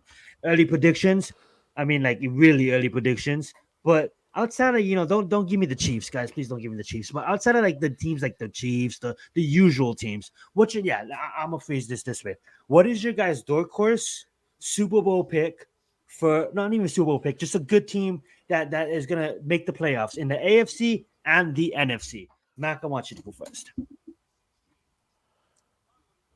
um, I put him on the from spot, just guys. We didn't plan this subject. from looking at things on paper, On paper, yes. and this is like I don't have anything else to really go off of. Yeah, but just on the spot. I think watch out for them Chicago Bears, man. Yes, sir. Watch out for the Chicago Bears to make a little bit of noise out here this year, man. I mean that team offensively looks like they're a juggernaut. Could be a potential juggernaut offensively, man. And defense can only get a little better, can only get a little better. But they look like they can do some special things on the offensive side of that football. They got the receivers, they got a running back, you hope they think they got the quarterback now. This team that could be a dangerous team out there. I mean, it's in a tough division with some very talented competition. I mean, if JJ McCarthy pans out, Minnesota will definitely be back in the mix. We know what the Detroit Lions are right now. They're a team that's set up to be a powerhouse for years to come. But I think Chicago Bears, man, can make some serious noise. That's going to be a fun division to keep an eye on, man, because it could be some really good potentially be some really good quarterback play in that NFC North this season, man, with two young guns also make in that division as well. Because I don't care what anybody says, Sam Darnold is not much resistance to JJ McCarthy, and I think we're going to see him a lot sooner than later. So I love it. Any AFC team? You can think of. If not, it's all good. You can go to Adam.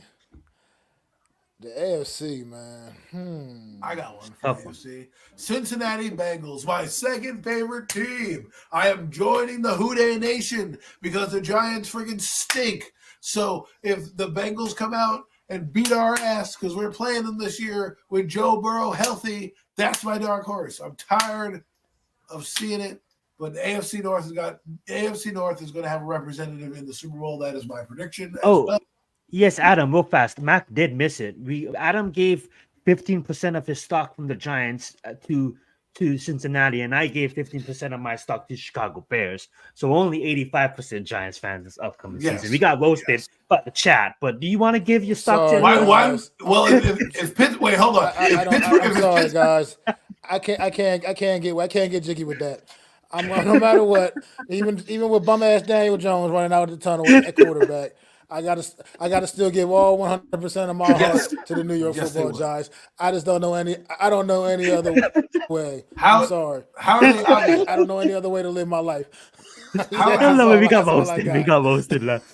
How is Cincinnati one of the obvious teams? Defend your team, Adam. I will. No bets, no Jets. You picked the Pittsburgh Steelers who went to the playoffs last year with Mason Rudolph. The Cincinnati Bengals didn't. So a dark horse team would be a team that didn't go to the playoffs last year. Not an easy one that you already chose. They got Russell Wilson. So excuse me for picking the Cincinnati Bengals who didn't go to the playoffs last year. Okay. I got a dark horse in They are a playoff team, though. I got a dark horse. They were not in the playoffs last year.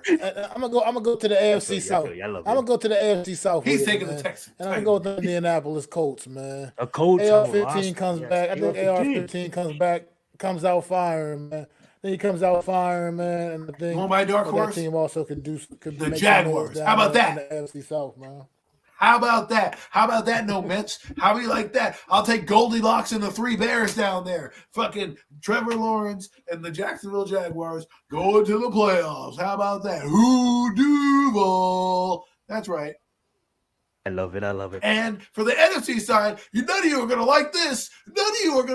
I got two dark horses on the NFC side. One is the Atlanta Falcons, okay? The other one is in our division, the Commanders. That's right. I said it. The Washington Commanders will be fighting for the playoffs this year. They did certainly improve on May 10th. Write that down. If the Washington Commanders get to the playoffs, I want to fucking replay this fucking. I want Mac to clip this shit. That's what. Yeah, I love it. I love it. I got two teams for the World Conferences too. No Mets took it right out of my mouth, and I know they made the playoffs last year too. But I think they're due to make a longer run in the playoffs. And I know Mike Tomlin has been getting shit talked by the media, which I don't get. I get it. You don't make the Super Bowl every year, and you coach there forever. You should be in more championship games at least. But man, he plays for the AFC. Cut this man a break. He always has a winning record, and I think they actually have the defense to go for it. It just comes down to the quarterback play. I still don't know what's going to happen. I know it's probably going to be Russell Wilson, but what if Russell Wilson doesn't look good? Does Justin Fields goes out there? So that one thing that does concern me about the Pittsburgh. Another team, Mac mentioned, I do think the Colts really have a strong out this year. I mean, like they have an improved roster. I think AR-15 was about to break records last year before his injury, and that just cost him. And next minute, everybody's talking about CJ Stroud, and it's like, hey, hold up, guys. I know there's all these new quarterbacks in CJ Stroud, but I'm AR-15, and I was off to a pretty great start before those concussions. So I do think the Colts, if their defense holds shoulder muscle, shoulder as well, absolutely. Then obviously, guys, I'm biased. You guys know I'm a follow his career. I'm a big Caleb Williams fans. What can I say? It's gonna be the Bears and the Falcons. Both the guys mentioned those teams. The Falcons just because they have a roster to compete right now in both the offense and the defense. Comes down to the quarterback player at Kirk Cousins, and I think Kirk Cousins is the perfect guy to get it done. I don't want to hear Falcons fans screaming panics. Let Kirk Cousins cook, because Kirk Cousins is going to cook with that roster. And then when it comes down to Chicago Bears, it also comes down to the quarterback. And if their defense can play the level that they did last year. Yeah, last year there was in a top 10 in a lot of categories and top 5 in some categories. That defense was a really good defense last year, and they didn't really lose that much players. And if you look at who they added on the offensive side of the ball, they have a dynamic running back, they have dynamic receivers, they bring in a young receiver in Rome, and then they bring in a young, I mean, like this guy is literally, I said it, I've been saying it for a long time, Patrick Mahomes 2.0, and I can't wait for Patrick Mahomes and Caleb Williams battles in Super Bowls to come up in years. It's going to be fun to watch. I'm telling you guys, this guy is watching every single snap of his career. Well, I lied. I didn't really watch I watched some games at Oklahoma, but not all of it. But watching every single snap as a Trojan, this guy is definitely going to be fun to watch. And he's going to look like grown man is going to be chasing him, and he's not going to be there. That being said, hopefully they can protect him and keep him healthy, and he can have a great season. Go right ahead, Adam. I'm pretty much done with that. Before we log it off. Absolutely. Back. I'm telling you, join our investment club, okay? The 15% investment club. You will not lose your money. I'm telling you. That is coming back when we get a quarterback, man. We're giving it back to them. Exactly. Right now, we're just investing our money a little bit elsewhere and letting it matriculate, so it's not a total loss. One stock, man. Right, exactly. So it's not a total loss. Listen. When the quarterback comes back, I will 100% lose my house when we do this. But right now, I need a place to live. I'm just investing in a little offshore property over here, a little offshore property. Joe Burrow could win the Super Bowl this year, Adam. Exactly. Joe Burrow wins the Super Bowl. I'm happy. Giants kick Daniel Jones to the curb. I'm happy. And boom, I'm back. If they don't, to celebrate, the longer Daniel is there, the higher the percentage goes to the other team. Because guess what? Right now, how can I explain to my sons that our team is booty? Okay, the team is the worst in the last decade. When you have the Eagles who are already chirping and ready to go, you have the Cowboys who don't respect us, you have the Commanders who actually look like a competent team, and we have our heads so far up our ass we don't know where we begin or end. Okay, so it's just one of those things where I'm like, listen, I've been a Giant fan and I've consumed enough, and at some point I've got to be like, all right, man, if you're not going to do right by me, I'm not going to do right by you. So I'm going to take a step back, take the bird's eye view. Will I be a Giant fan? Yes. Am I going to put them on Sundays? Most likely. But will I keep a rooting interest on what Cincinnati does? Of course I will. And when they play us, I will have 2 dogs in the fight. Whatever happens, Adam wins on either. Exactly. Adam wins. Adam wins. Awesome. So listen, I know that's why I pitched to Mac. You may not want to sign on the dotted line, but here at AC and AC and LLC, AC and Zion LLC. LLC, right? We are here to get you money back. We are here to get you a return, some happiness on your Sundays. Will you join us? You ever woke up on the Sunday and felt I- depressed? Felt like you just wasn't living life. Your, When I had- your team letting you down, your quarterback not giving you what you deserve.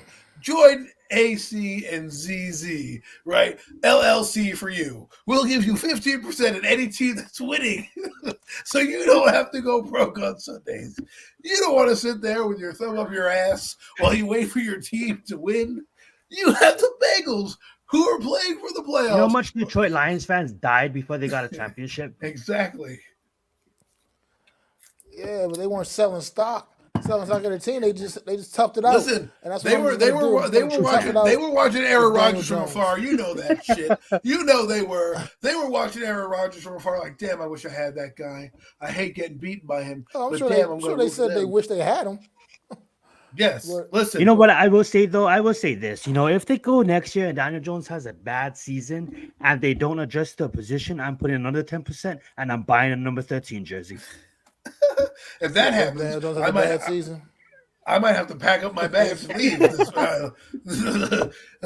I'm going to live on Quarterback Island by myself. Like, sorry, I'm done with this team. I'm going to take the flag. Oh, you know the flagpole on top of your house. You'll just see me changing the flag to a different color. Man, oh man. This is where it goes, people, on an off season. Listen, that's my rant for the evening. You know, we don't really have much else. I don't, at least. I'm done here too. I'm gonna close it out. I'm gonna give the mic again, and we'll close it out. Let's get it. Yeah, man. Wait. Before you close it out, Yeah. are you signing on the dotted line with our LLC? We have to know. I cannot. Will you take our matter offer? what. Oh! No matter what. No matter what. Stay in, boy. I'm true blue, baby. True blue, baby. Right here. 100. This gets 100% of me. They get 100. They get 100%, man. I can't do it. No matter what. I love it. They I give don't you a care if medium we're soda as 0-17. well. A medium soda. That's what they feel about you. A medium soda. I take my free can soda, whatever they want to give me. You know what I mean? I'll take it. And here, Whatever. and here's your product: Daniel Jones in a wheelchair. Here you go. Boom. We're rolling him out as quarterback.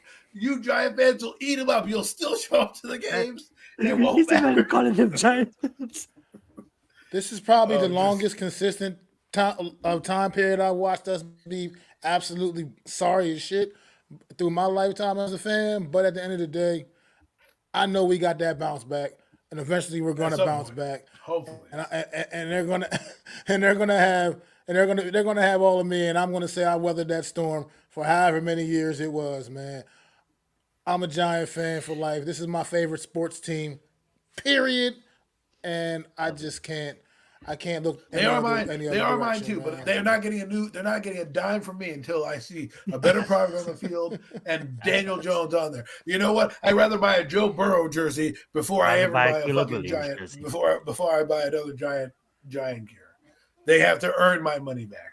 Because right now I pay and I get shit, and you're feeding me. You're trying to tell me that shit's flaming young. Like, hey man, don't look under the shit.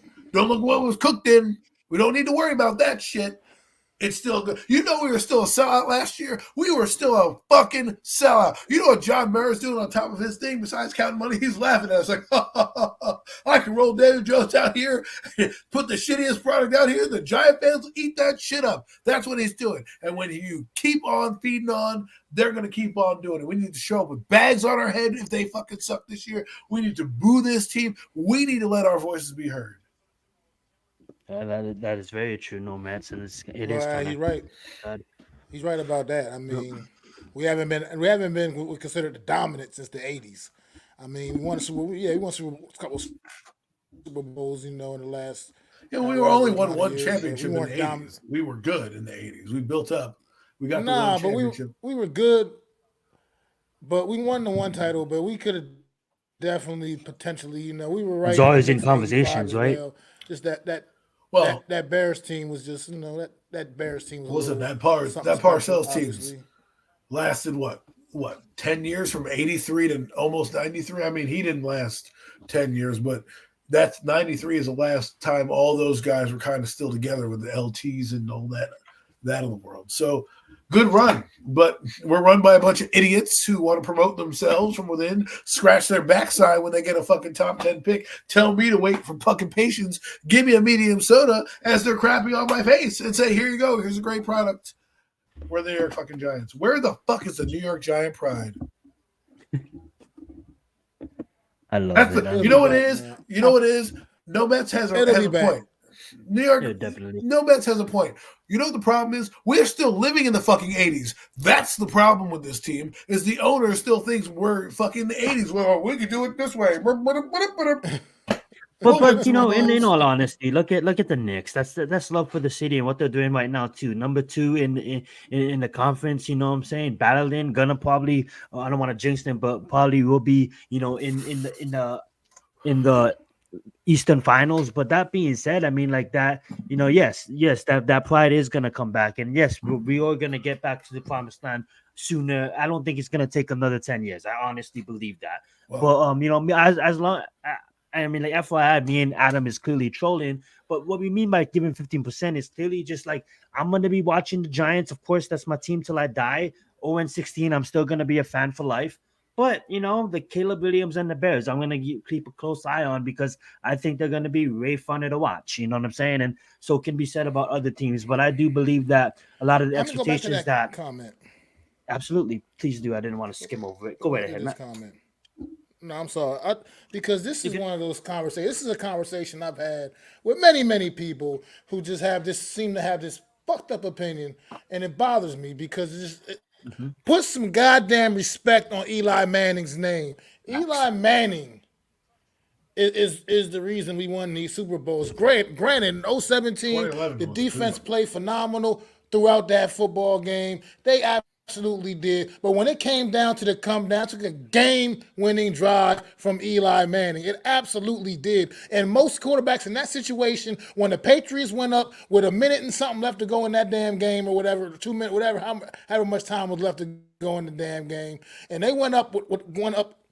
How many quarterbacks would have went out there against the undefeated New England Patriots and been able to just have that kind of and be that cool, calm, and still manage to lead his team down the field? Not many in that situation. Nope. Eli Manning is a special individual who does not get the credit he deserves. Everybody wants to shit on everything he ever did, and it's fucked up. And I actually get annoyed with it. People telling me Eli Manning was just a passenger on the bus. A passenger on the bus? He was driving the goddamn bus. Driving that motherfucker. He wasn't no passenger. And then don't get me started on 2011. Don't get me started. Don't get me started on that one. That passed the Manningham down the sideline. You can't put a pass any more perfect than that. And then given the situation, backed up against your own end zone, and that situation to deliver a pass like that. That was a penny. I mean, give me a break. Give me a break. That whole entire playoff run from Eli Manning. That's what superstars are made of. That's what it's all about. And yet people want to say, oh, it was the defense. Oh, it was this. It was that. Everything but Eli Manning. It was Eli Manning. It was absolutely Eli Manning. Put some respect on that man's name. People forget about that season. He had 4,900 yards. I mean, yes, 4,900 yards, almost 5,000 yards that season. Had like 9 comeback victories. Was playing out of his mind. Made an undrafted rookie free agent a household name. Okay, took Akeem Nicks to the next level. Okay. And in the playoffs, people forget the greatest pass I've ever seen was that to Manningham. One of the greatest games I ever seen was the game he played against the 49ers, where that man was under siege. Under siege. I cried at the end of that game. That guy was pulling dirt. I said when that game was over, if you didn't believe in Eli Manning, the legend of Eli Manning was born right there. Like, it was born in 2007, but the real Eli Manning you saw in that game, because he never wavered. He never cried. He never complained. He never did nothing. He just took beating after beating after beating after beating. Something that our quarterback right now would not have done. Our quarterback right now that we have under center wouldn't have been able to take that beat. Daniel Jones would not have survived that San Fran game. He wouldn't have survived that San Fran game. And not even just Daniel. No, a lot of quarterbacks wouldn't have survived that game. Exactly. Like you just said, Eli Manning was getting absolutely pummeled in that game. I mean, are you talking about Alshon Jeffries, all the other pass rushers Justin Smith was destroying them inside the middle.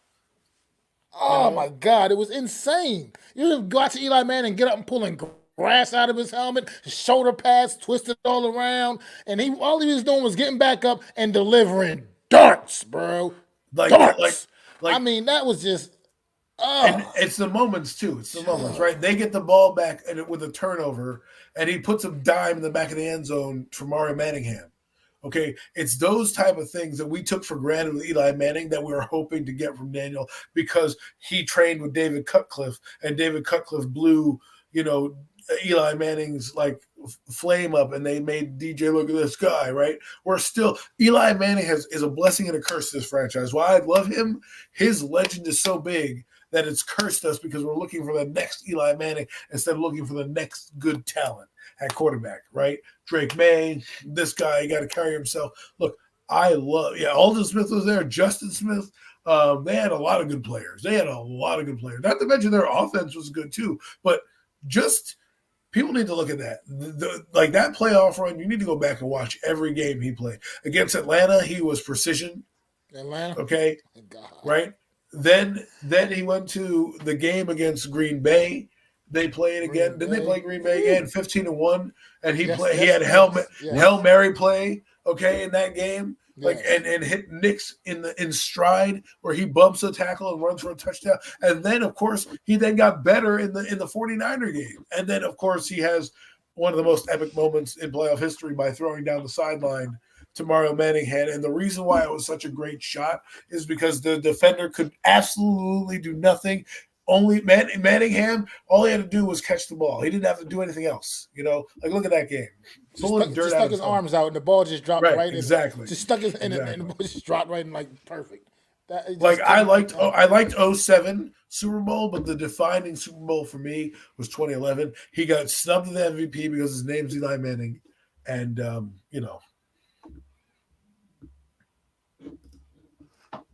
That's facts.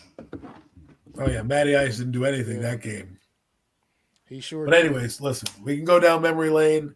The Giants need another Canyon of Heroes trip. It probably won't be with the guy under center that we have now.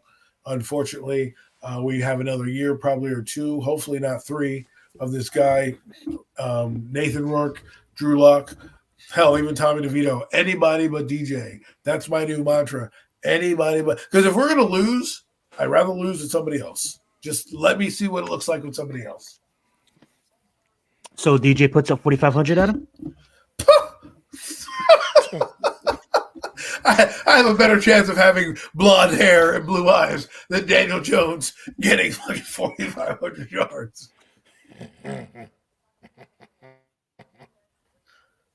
Shoot. My standard, my expectation, or a non-real expectation, is Baker Mayfield. If he's not putting up 4,028 touchdowns, sorry. Like I said, these are my expectations for the Giants. This is what I'll end it with. Okay, if Daniel Jones doesn't get anywhere near what Baker Mayfield got last year, I mean anywhere near. I'm not talking about combined rushing. I'm talking about passing. Because you're a fucking quarterback. That's what you do. You're off the team. If this team does not win the NFC Championship game, I look to fire the coach. With the coaching class that's coming out next year, with Belichick, Vrabel, Johnson that are still lurking, and that's not to mention other candidates that are coming through. Your ass is on the fire, big boy. You better fucking coach your fucking rear end off. Otherwise, you're going to be on the unemployment line. And lastly, the Giants need to figure this out. If they are really moving on from Daniel Jones, from reports all over, they're moved on from this guy. Whether they start him or not, I don't know. There's rumors about Drew Lock starting. There's rumors about this, that, and the other thing. Look, it's time to move on. If we are going to lose, make it a short leash. Say, listen, if we're 1-5 and we know we're not making the playoffs, don't worry about fucking Daniel Jones' feelings. Let's see DeVito. Let's see Rourke. Let's see Drew Lock. Let's see what we got. But that's all I got to say. Hopefully, y'all have a great weekend. I'm done speaking. I'm cool. The QB power rankings came out, and Daniel Jones was number 32. Just put that. Oh yeah, I forgot to talk about that. 32. Yeah, Bo Nix, J.J. McCarthy, Caleb Williams, Jaden Daniels, So wait, all ranked he above not- him. Hell, James even is above him? CJ. Get it. I mean, I'll sign on that. Bryce Young was ranked ahead of Daniel Jones. Look, that's what the leading's about Daniel Jones. But that's what we're rolling out there. That's what we're just gonna run that guy back out there. Rookies who haven't played a down a football in the NFL They're healthy. are being regarded taken in higher regard than Daniel Jones. Looked at in higher regard than Daniel Jones. Rookies who I will haven't say took this, a though. snap in the NFL. To that comment, I hate That people just- saying that. I hate people saying that was CBS because here's the thing: CBS is a monster company, and yes, their sports shows ain't Fox Sports, ain't ESPN, ain't Pro Football Focus. But at the end of the day, they have a lot of beat writers, a lot of notable people that study the game of football. I go on CBS sometimes too. I know you guys control me, but at the end of the day, guys, it wasn't like fucking Ohio State. Like It wasn't the McDonald's football mascots. rankings. You know You know what what I'm saying? It was the top six. It was a top six network in CBS, guys. You know they own. It was they the own Adam Showtime, Costas they own rankings. Paramount. You know what I'm saying? That's CBS, guys. That's a major six broadcasting company. They get the same sources that Fox gets, that Pro Football gets, that the NFL gets, that ESPN gets. I mean, the guy has 2 neck injuries and a knee injury. Why would I put him at number 1? Yay! And that's absolutely right. Yeah, nobody really Mets. looks at that list like a You're scary list, dispute- and that is true on that.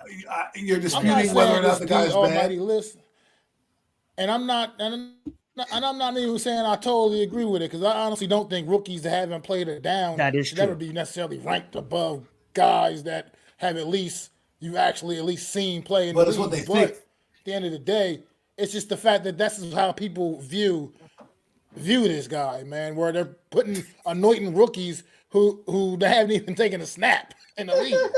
Bryce I mean, Young, if- Bryce Young do a if- damn thing last year. He did nothing last year, but yet they still think he's better than Daniel Jones too. Anyway, and he did nothing last year. Listen, Absolutely nothing. if they could, they'd rank him 33rd behind Michael Penix Jr. You know what I'm saying? All right, I'm gonna ask you guys. For me, honestly, in my honest reports, I put him at 24, 23, 24. Where do you put him at? Because I don't think you can put him. Only because You technically can't I'm put putting a him above. rookie against him. I would put him above the rookies because they just haven't proven anything in the league yet. So I will put him above the rookies myself personally. So that's 4 guys right there. I put him at 50. I'd put him above Bryce Young. I'd put He's him already above at Bryce Young 48. because Bryce Young did absolutely nothing last year. So I don't really know why they That think is true. he's just automatically better. But That is true. he did absolutely nothing. But then after that, it's like I don't know. That's probably about it. So that's like what 5 Right. guys I put ahead that I got ahead that I would put below. So you have him probably. on like 26, 27? I have him at 54. Yeah, something like that. 26, 27, Something and to that Adam effect. don't even have It's him probably like about as a as good as I backup. would give it to I him. don't. Adam don't even have a backup in the UFL. Like Daniel Listen, Jones wouldn't. He Adam- would, yeah, Adam exactly. Brooks? He had the better chance of playing in the UFL. Nathan Jacoby, Rourke. they got Jacoby Brissett ranked above him. Jacoby Brissett is ranked ahead of Daniel Jones. Jacoby Brissett. Wait. Where's Minshew at? If Jacoby Brissett were here today, he'd be the best 22? quarterback in the quarterback room right now, hands down. He'd take the job from Daniel Jones. That's why they couldn't get Jacoby Brissett. They took Drew Lock, who, if he fails, great job. And they bring in Nathan Rourke. Let's go, Nathan Rourke. Woo, CFL MVP, baby. Gardner Minshew. They got Gardner Minshew. Listen, Gardner, all these guys are better this is than what I'm Daniel saying. Jones. Like, all of these guys. They are, except for the rookies. They're all better than Daniel Jones. Bryce Young just has a better name than Daniel Jones. That's why he got the job. So we're gonna give the rookies a season, and then they'll be good. Listen, if J.J. McCarthy I mean, look, you and just gotta see. Bo I Nix see at have least 3 better- rookies having if great years. I really J.J. do. McCarthy and Bo Nix both have better numbers than Daniel Jones, Joe Shane, your ass needs to be on the hot seat. And you know what? I wouldn't be surprised at. I wouldn't be Oh, yeah. surprised at that, Adam. I wouldn't be surprised if Sean Payton works Bo Nix and he comes with some magic. I'd I'm take not saying Russell like Wilson magic, over but DJ because he had 26 touchdowns last year. How Like about Bo that? Nix has like 3,700 yards this first season, and like that's like around Daniel Jones numbers. You know what I'm saying? I wouldn't be shocked. Yeah. With Daniel no Jones. receivers on Daniel Denver. Jones has Who's the 2,800 receivers on Denver? because he Let me gets ask you benched guys after that. week 10 because he can't fucking he gets injured or something. I don't know. Daniel Jones. I've seen enough of that guy. You know, this is why I invested 15% in fucking the Bengals, because I want to watch good quarterback play, not bad quarterback play. I mean, the career of Daniel Jones, 24 touchdown passes his rookie season, and he hasn't sniffed 20 touchdown passes since. He hasn't He's sniffed Hasn't 22, 20 thrown one touchdown 33. in passes. He's 16. 22, 33, and Passing. 1. We're talking about a loser. The guy's a fucking loser. You know how long it's going to take you to overcome being under 500? A lot. They'd have to win 16 games this year just for him to be above 500. And you know what Eli was? He was a winner. Who It cares? is. No, I mean, we get it. It is. The guy stinks. But the My point farts is, are it's better just than the, him. it's just our point is, it's just the perception. It's just how people perceive Daniel Jones. I mean, it just goes a long way to show you how people perceive Yo, this Adam, guy. can you do me a favor? Can you do I me a favor? mean- Can you just like write like a 30-minute roast of Daniel Jones? Why is Herbert still being ranked in the top 10? Because he's better than fucking Daniel Jones. He's on a Subway commercial. God darn it. I'm not saying that you. I'm not saying that you, Mets. I think a lot of people forget, like Herbert. A lot of the times, like you see broke Herbert rookie with all these teammates, right? But if you look at his entire career at the Chargers, Keenan Allen was hurt a lot. Mike Williams was hurt a lot. You know, even there's a time Just that watch the Austin Eckler film. wasn't What are there you too, talking right? about? So when you really look at Herbert, I mean, like that kid went out there and he competes. I think what knocks him is that game against Jacksonville. A lot of people look back at that playoff game against Jacksonville and kind of get that bad test, that bad taste in their mouth. But the kid performed with broken ribs. I mean, like this kid's clearly trying to be a winner. He has the perfect coach to take him to the next level with Jim. And you don't come into the NFL and throw 5,000 yards. Like this kid is definitely talented. If anything, they need to. You want to rank somebody? Rank Trevor Lawrence, because he hasn't been lived up to his potential yet. But the problem that I have with people who try to compare like Justin Herbert is like, you're not watching the film, right? His first year was a bad year, but he crushed the rookie record. I think he threw for like 5,000 yards or some shit. Yep. Okay, that's insane. Do we talk about a rookie getting 1,500 yards? This guy threw for 5,000. Nobody talks about it because the Chargers were fucking ass cheeks. Okay, that's what they knock him because he hasn't won a playoff game. Like that's why they knock him. You know, 2022 had 4,700 yards passing or some shit. Yep. Like, give me a break. Herbert should be ranked 15th. Yeah, well, I don't want to talk about it because I think after this year you're going to see a different Herbert. I guarantee you that. Right? Hold on, Adam. I apologize. If this doesn't, this is not at you, no Mets, because I hear a lot of other Giants fans and a lot of the media. Some people just don't respect Justin Herbert. If this doesn't tell you top 10 quarterback, like I don't know what does. Okay, outside of his record, I understand, but look at this. His first year, 4-3 with 31 touchdowns and 10 interceptions. All right, 5,000 with 38 touchdowns and 15 interceptions. 47. Look at that, guys. Like banged up and still putting up numbers, guys. 20-7. So 114 touchdowns in 42. Daniel Jones have 60 and 41 interceptions in 6 seasons. Daniel Jones has 60 touchdowns and 41 interceptions. Go to the last season. What was last season's number, please? All right, played 13 games, 31-34 passing yards with 20 touchdowns and 7 interceptions. So he did 3,100 yards passing, 20 touchdowns, and how many interceptions? 7. Okay, Daniel Jones did that in 16 games, and this guy did it in 13 because he was injured. Don't give it this bullshit. This guy played a mediocre year. 4 years, already 17,000 yards, and he still had a better season than Daniel Jones did in his one mediocre season. I know. I'm just tired of it. I'm tired of people telling me that because if that were the Daniel Jones this is going to be good with Jim. Just watch. If that guy was with Daniel, if that was Daniel Jones's numbers last year, everybody would be like, "Why the fuck are we trying to draft a quarterback? He had 20 touchdowns. Fuck you guys, all that shit." No, Put some respect on fucking Yeah, Herbert's name. but here's the thing: his team was hurt last year as well, and he was hurt himself last year. No Mets, and if you can name me, Good. 14 Welcome to the quarterbacks, island, no Mets. Welcome if to you the can, island. if you can name me 14 quarterbacks, then absolutely. But for me myself, I'm not gonna tell you how to feel. If you can name 14 quarterbacks, I can't. I I love can't Justin name. Herbert. And I can't name as that a much quarterback. quarterbacks. That's why I put him in the top 10 because I think he's not in the top 5 yet, but he's certainly on the back half of the top 10, 8, 9, and 10. That's Well, why we know the list is biased. The point Absolutely. is that Daniel Jones ranks in the bottom 5 of quarterbacks. That's what he is. Bottom 7. And look at that, 38 times being sacked. That's just a much times that Daniel yeah, Jones gets sacked. And he puts up, what does he put up? Getting sacked just as much times as Daniel Jones. He puts up 47,000 yards, 25 touchdowns and 10 interceptions. But you know what they're going to tell you? They're going to tell you that he had receivers. But they're not going to tell you is Keenan Allen was, not on the field sometimes. Mike They don't Williams give you that story. They don't tell you that. They don't do that. They don't do that. They look at the stats and then look at the roster and say a lot of people the do other that. receiver. I don't know. They've been mixing it up all these past 4 seasons. It's like people act like he has a legit receiving roster that he's out there. Like, watch what Jim does with this kid. And guess who went there? Well, guess who went there, guys? My boys. Not to mention last year.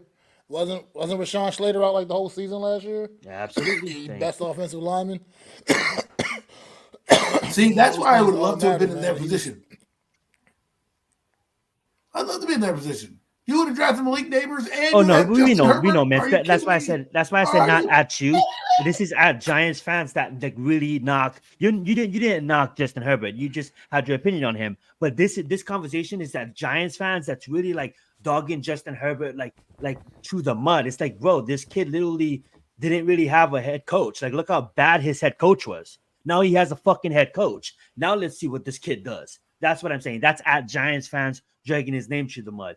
You have your opinion off the list, and you have every right for that. Good, I'm just sick of this. I'm just sick of it because when a player is good, we always have to chop him down, no matter what it is, right? And then what happens is that player who gets chopped down because you don't like. Let's use food for example. Let's say you don't like fucking tomatoes, right? Anything that has to do with tomatoes, you're always going to hate, right? Like Justin Herbert has done nothing but ball out, but because his name is Justin Herbert.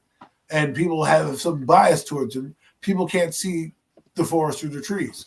It's the same thing. Like the difference between Daniel Jones is he clearly stinks. What would Daniel Jones do with Stanley? What if Stanley was Daniel Jones' coach? My point is this, right? If you put Justin Herbert on the Giants right now and he gave you those numbers, we'd be like, what are people talking about? Why are they not respecting us more? Why is his name not in the top 10 conversation? That's exactly what we would be doing if Justin Herbert was on this team, putting up those numbers. I'm just sick and tired of everyone giving me an excuse. Well, it's his teammates. It's this, it's that. Well, I see it all the time. I see guys like Garrett Wilson not reaching their full potential because their quarterback stinks. I see guys like Drake London not making 1,000 yards because their quarterbacks stink.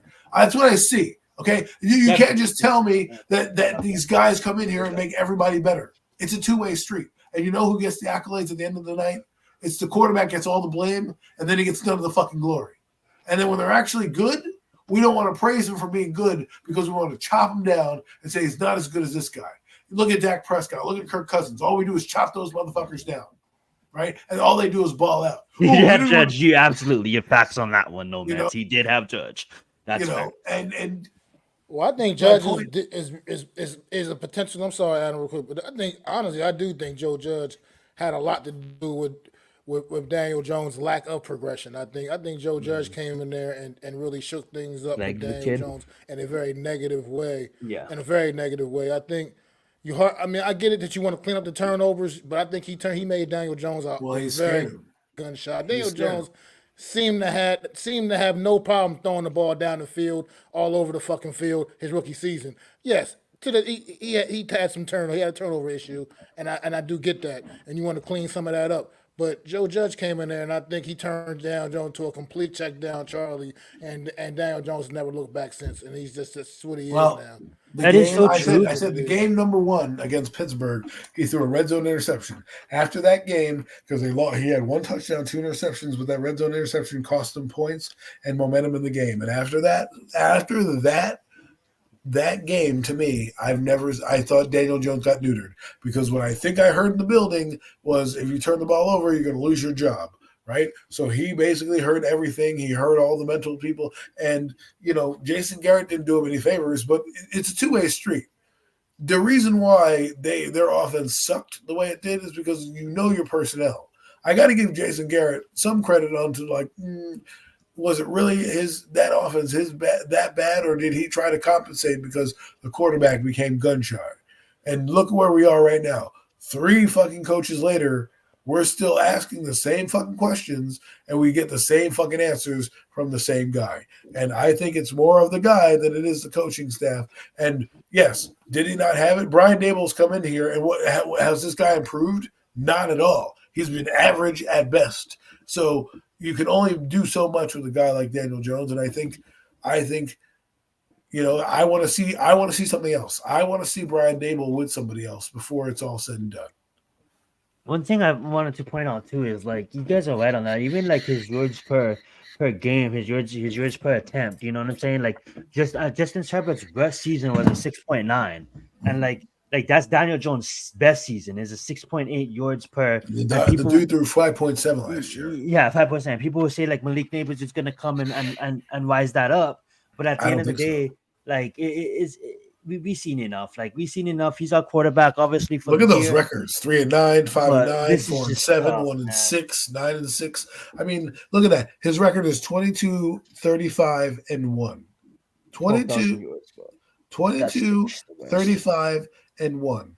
Do you realize he has to? If he goes 10-7, so that would be another 7 losses would put you at 43, and then you have 10 wins. You're at 32, so you're still 9 games behind winning. He's gonna have to go 16-0 before he's even a winning quarterback. That's what I mean. This guy it's over. We want to blame the coaching staff, but these guys are NFL players for a reason. You're a 6th overall pick. You shouldn't need as much coaching as somebody who, I don't know, maybe a Gardner Minshew who's a 6th round pick. That's what I'm telling you. Expectations are reality. I expect a quarterback in the top 6 to be Hall of Fame. That's what I expect. And what we're getting is mediocre play, and people are shoving it down our throats trying to tell us, well, he's going to be better than this. Well, guess what? 5.7 yards carry pass. I don't think that goes up. I don't think that goes up that much this year, because if you look at Tracy, the running back they got, if you look at Malik Neighbors that they got McKenzie, they got Wandale Robinson. They're going to do a lot of yak. So I don't expect him to have. I don't expect him to have that deep of passing. Okay, I know I've talked a lot. Yeah. We got to end the show because I got to go. That's how I am. Yeah, no, absolutely facts on that. And I will say this. You know what I'm saying? 11 games, 22 sacks, and still can't produce. And it doesn't matter about receivers. It's just everybody that has been defending him, been talking about the O-line sucks, the O-line sucks, the O-line sucks. 11 games, sacked 22 times, can't produce off of that. So we've seen enough already. Let's go right ahead, and I'm done here too, and we'll end it out. Go right ahead, Matt, back over to you. Thank you, Nomets. Thanks again, everybody, tuning in, man, hanging out with the Horsemen, man, for a couple of hours. We chit-chat, a lot of NBA talk tonight, NFL talk, Giants talk. This is what we do on Premium Takes Podcast. We went an extra 15 minutes. Y'all coming through, hanging out. But we are going to end it here, and we'll be back with y'all next Friday night, man. Same bat time, same bat channels, man. Make sure y'all go hit that thumbs up, subscribe to all our channels. My channel, MacDaGiantsFan, Adam Costas' channel over at Adam Costas, and Zion Zenith's channel, man. Make sure y'all go hit that in the Hardcore Sports Network. Show some love, man. We out here grinding. We out here trying to do this damn thing. And like Zion said, the show going to just keep getting bigger and better. You know what I mean? We trying to get back to where we used to be. We used to have this thing cracking, man, and we're going to get it back there again one day. But definitely thank y'all for hanging out with us on this another Friday night, and we'll see y'all again next week. We are the Horsemen. Throw them 4s up for our guy, NYG Jeffy T, man. Always here with us, man. Always right here with us, man. This has been another episode of the Premium Takes Podcast.